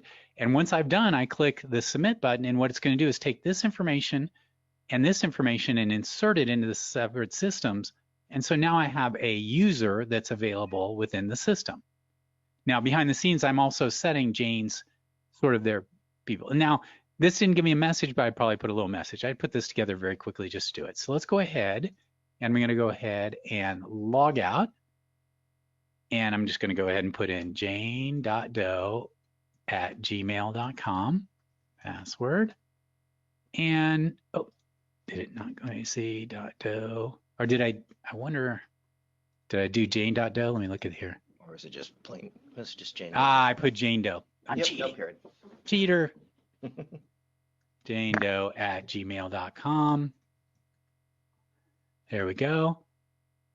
And I'm logging in. And you'll notice when I log in, it actually knows, I'm back to here. Now, I would probably hide this from the user. So I'd go into my tabbed UI here, for instance, here. And I would go to controls. I'd go here and I'd go into the security groups. And I'd say only administrators can create this new user and extend it. So once I've done that, now when I log in as a user, I wouldn't see it here, but as an administrator, I. So what I want to do is show you now, and since I've already got it here, is show you how I built this and integrated into it. So first step was when I built this project, I did two things. First, I enabled the web security system, and I created some groups, and administrators and users. And again, those can be anything you want from there. Also, along with that, I created a sample user administrator because I needed that just for testing and other pieces there. Now, the second thing I did is I went to the project properties. I scrolled down until I found the extended user information table, and then I defined this information. I told it which connection string to use, what table to use, and then what is the field that's going to be the field that links the security system to that. And you can rename it anything you want, but that is the sort of the ID of what the person logs in. Now, Excellent. one thing that's kind of cool. Can I pause you right there? Sure, please do. And ask you a little question about that table. So now that's a table that you're going to need to set up yourself, like on RDS or MySQL or SQL or something like that, right? Well, it's in the database, so it's going to be in your database. But what's cool is once you've defined the connection string and typed in the name, you can actually click this little blue link here, and it will auto-generate that table for you. It'll build it for you once it does the connection. Very cool. And so you'll see here, let me show you how I did it, is that I said, okay, great. I typed in the name of the table. So, you don't have to use that. I could call this users. It doesn't really matter. But now I go here. Now you'll notice here that it's got a special syntax to define how these items are. So you go default field list or stuff. You can modify that. This is not meant to be a database editor. What's nice too is once you've built this table, you can go in and use your regular database tools to modify it, add fields, etc. Because the system's smart enough to look at all the fields that are in that table, whether they were there at the beginning. When the person logs in and you ask for that information, Alpha goes and inspects that table and says, oh, there's 20 fields. I'm going to go ahead and have those available to the user. Then once I've done that, I click OK. It will generate a table in my database with that name, with that information. Then I define which is the link field. And again, you can change any of the text you want. And then now you have connected the Alpha project to that table. And therefore, all the functions around Alpha automatically looking up that data are now enabled. So great question. Cool. Excellent. Thanks. Okay. So now I want to go ahead and create my tool for creating a new person. Well, the cool thing again is I go here to New, Web Component, UX, and you'll notice that there's a whole bunch of security framework pre-built UXs. And voila, there's one called Security Framework dash create new user account underscore and underscore or underbar and underbar add user information to related table. So this will do that twofer versus the other. I mean, if you just want to create a new user account, this would be a UX that would just put them in the security system. And again, you can write your own code to do the rest, but this just simplifies life. Okay, I'm going to go ahead and this is saying, should I refresh it and say yes, because this is data bound. And we're going to have to make some modifications. This was originally built with a while back. So you have to go in and make a few changes on these things here. So first thing we're going to do is the style. It's the old OS 7. So I'm going to go ahead and select my project style so it uses my project style. So that's the first step here. So let's look at this UX. First, it's got my controls. And you can see there's some text here which has instructions and how to do these pieces here. But you'll see we have those two frames. The top part, which is the information for the personal data, i.e. for the extended user information table. And then the bottom part, which is where you're putting in the username, password, etc. And then you'll see there's some hidden fields called user roles, user UID, spacer, etc.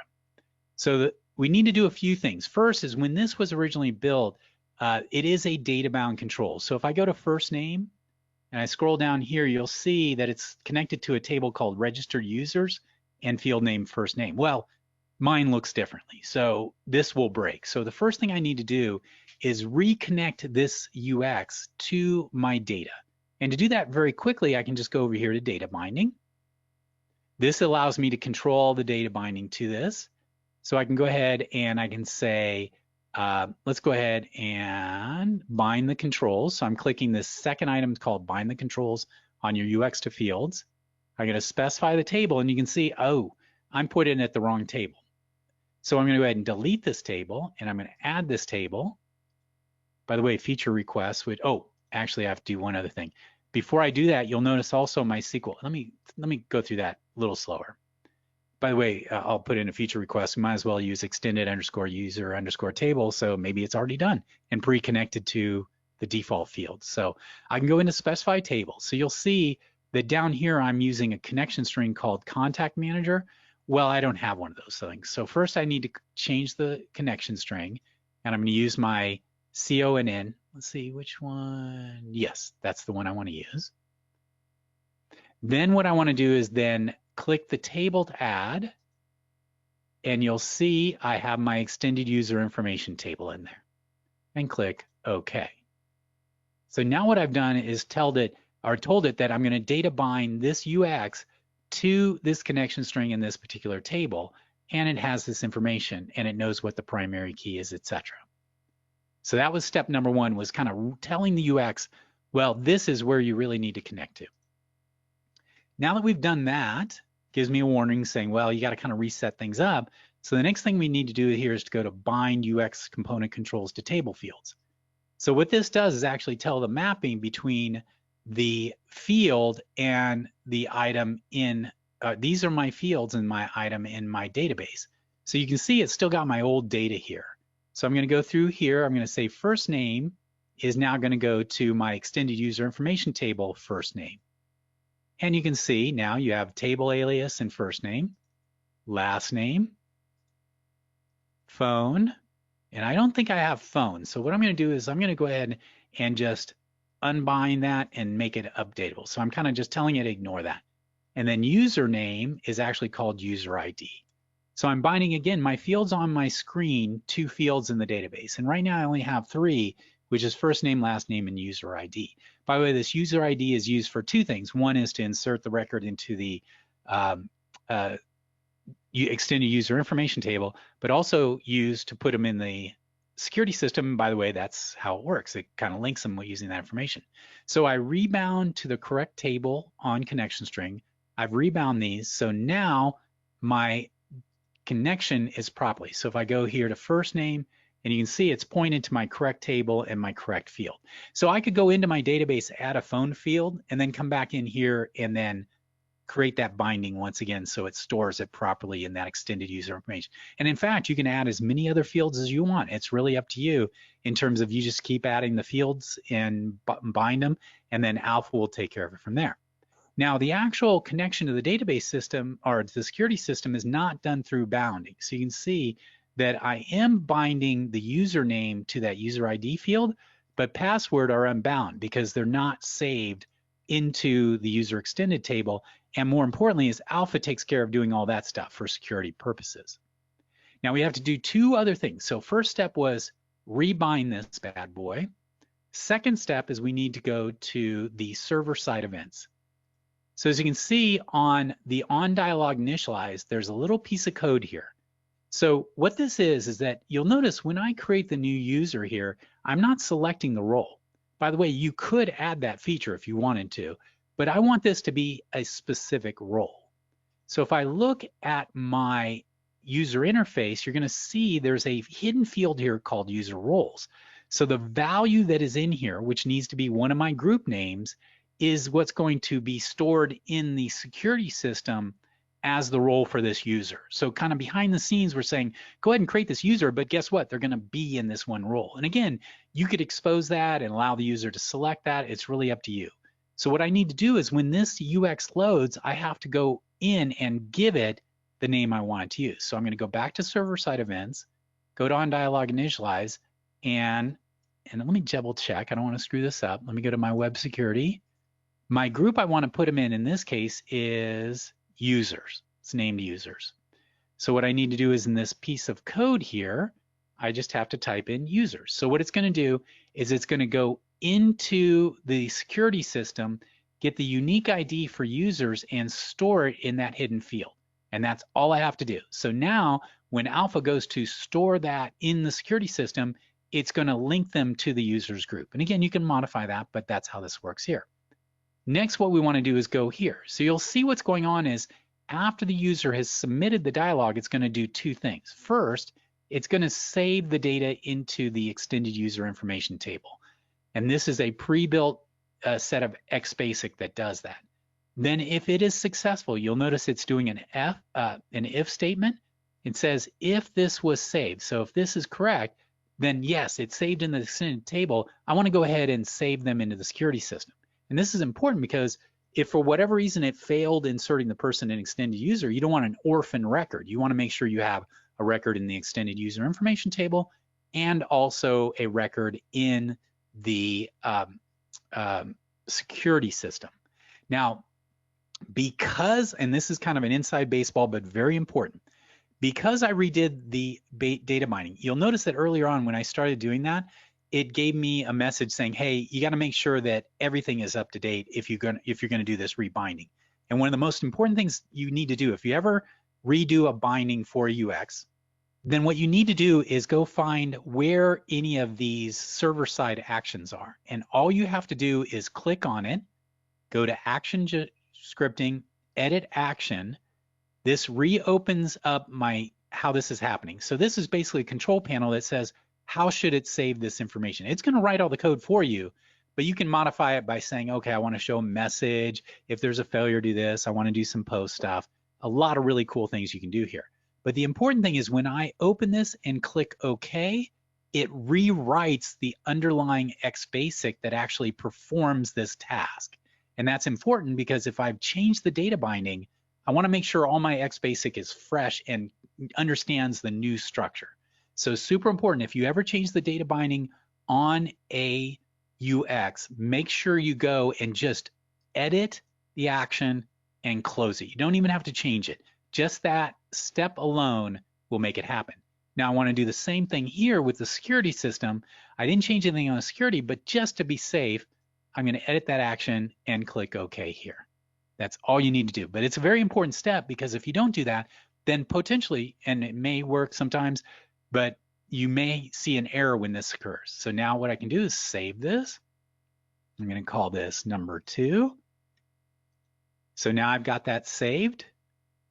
And by the way, this is a newer feature where since it's a new component, it says, oh, you know what? You have security on here. So I'm going to say it requires login and I need only administrators can see this. And then I'm going to go back to my tabbed UI. I'm going to go ahead and add this new component into my tabbed UI. New user, and I'll actually make it even look a little nicer.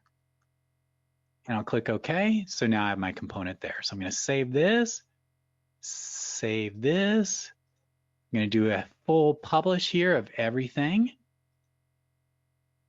to my local system here, but this could, and what's cool is all these features work on IIS, Alpha Cloud, etc. So, you know, it's going to work from there.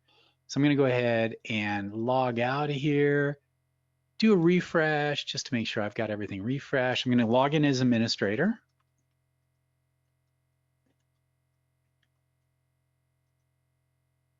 Oh.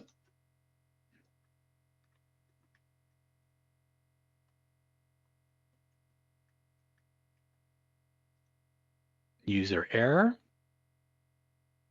Okay, so now I have my new user button here, so I'm going to click that. Okay, so I'm going to put in Bill Doe. Now I'm putting in a phone, but it's not going to save it, so it's kind of worthless. But I'm going to go ahead and do Bill Doe, and I'm going to remember there's no and password. Let's slow down. Password. And we'll save this. Okay, no errors, everything looked good.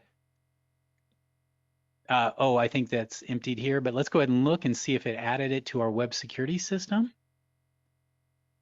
There's our new user. Oh no, it didn't actually use it. Interesting. I wonder what it did. Let's see. Oh, you know what? I might not have had them the same. So let me go ahead and try this again. So pass.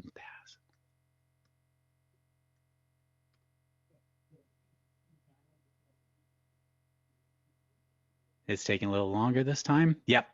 I must not have these there. And by the way, there are lots of ways for you to add error messages, verify, etc. You know, this is just meant to give you that basic structure. So let's go check. And now we have Bildo. And notice it put them into the users group. So remember, that was where we set that hidden field. Let's go ahead and go back out here, log out, go into Bildo.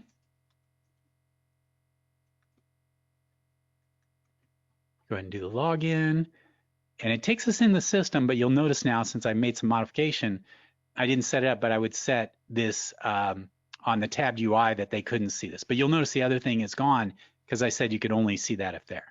So now I have that ability to add it. And the cool thing is this is now online. So if I publish it to Alpha Cloud, it's going to store it into the Alpha Cloud security structure, IAS, your web server, you name it. It just in this case is storing it locally from with there. So that's a introduction to the create new user and insert them into both tables. It's a really powerful, it's one you're probably going to use for any of your solutions there. If you want this component, again, send us an email, we'll send it back to you. Again, you'll have to go through and tailor it for your particular project, meaning you have to make sure to map it to the correct table and connection string. And after you've done that, it's very important that you also refresh your XBasics so that everything works properly there.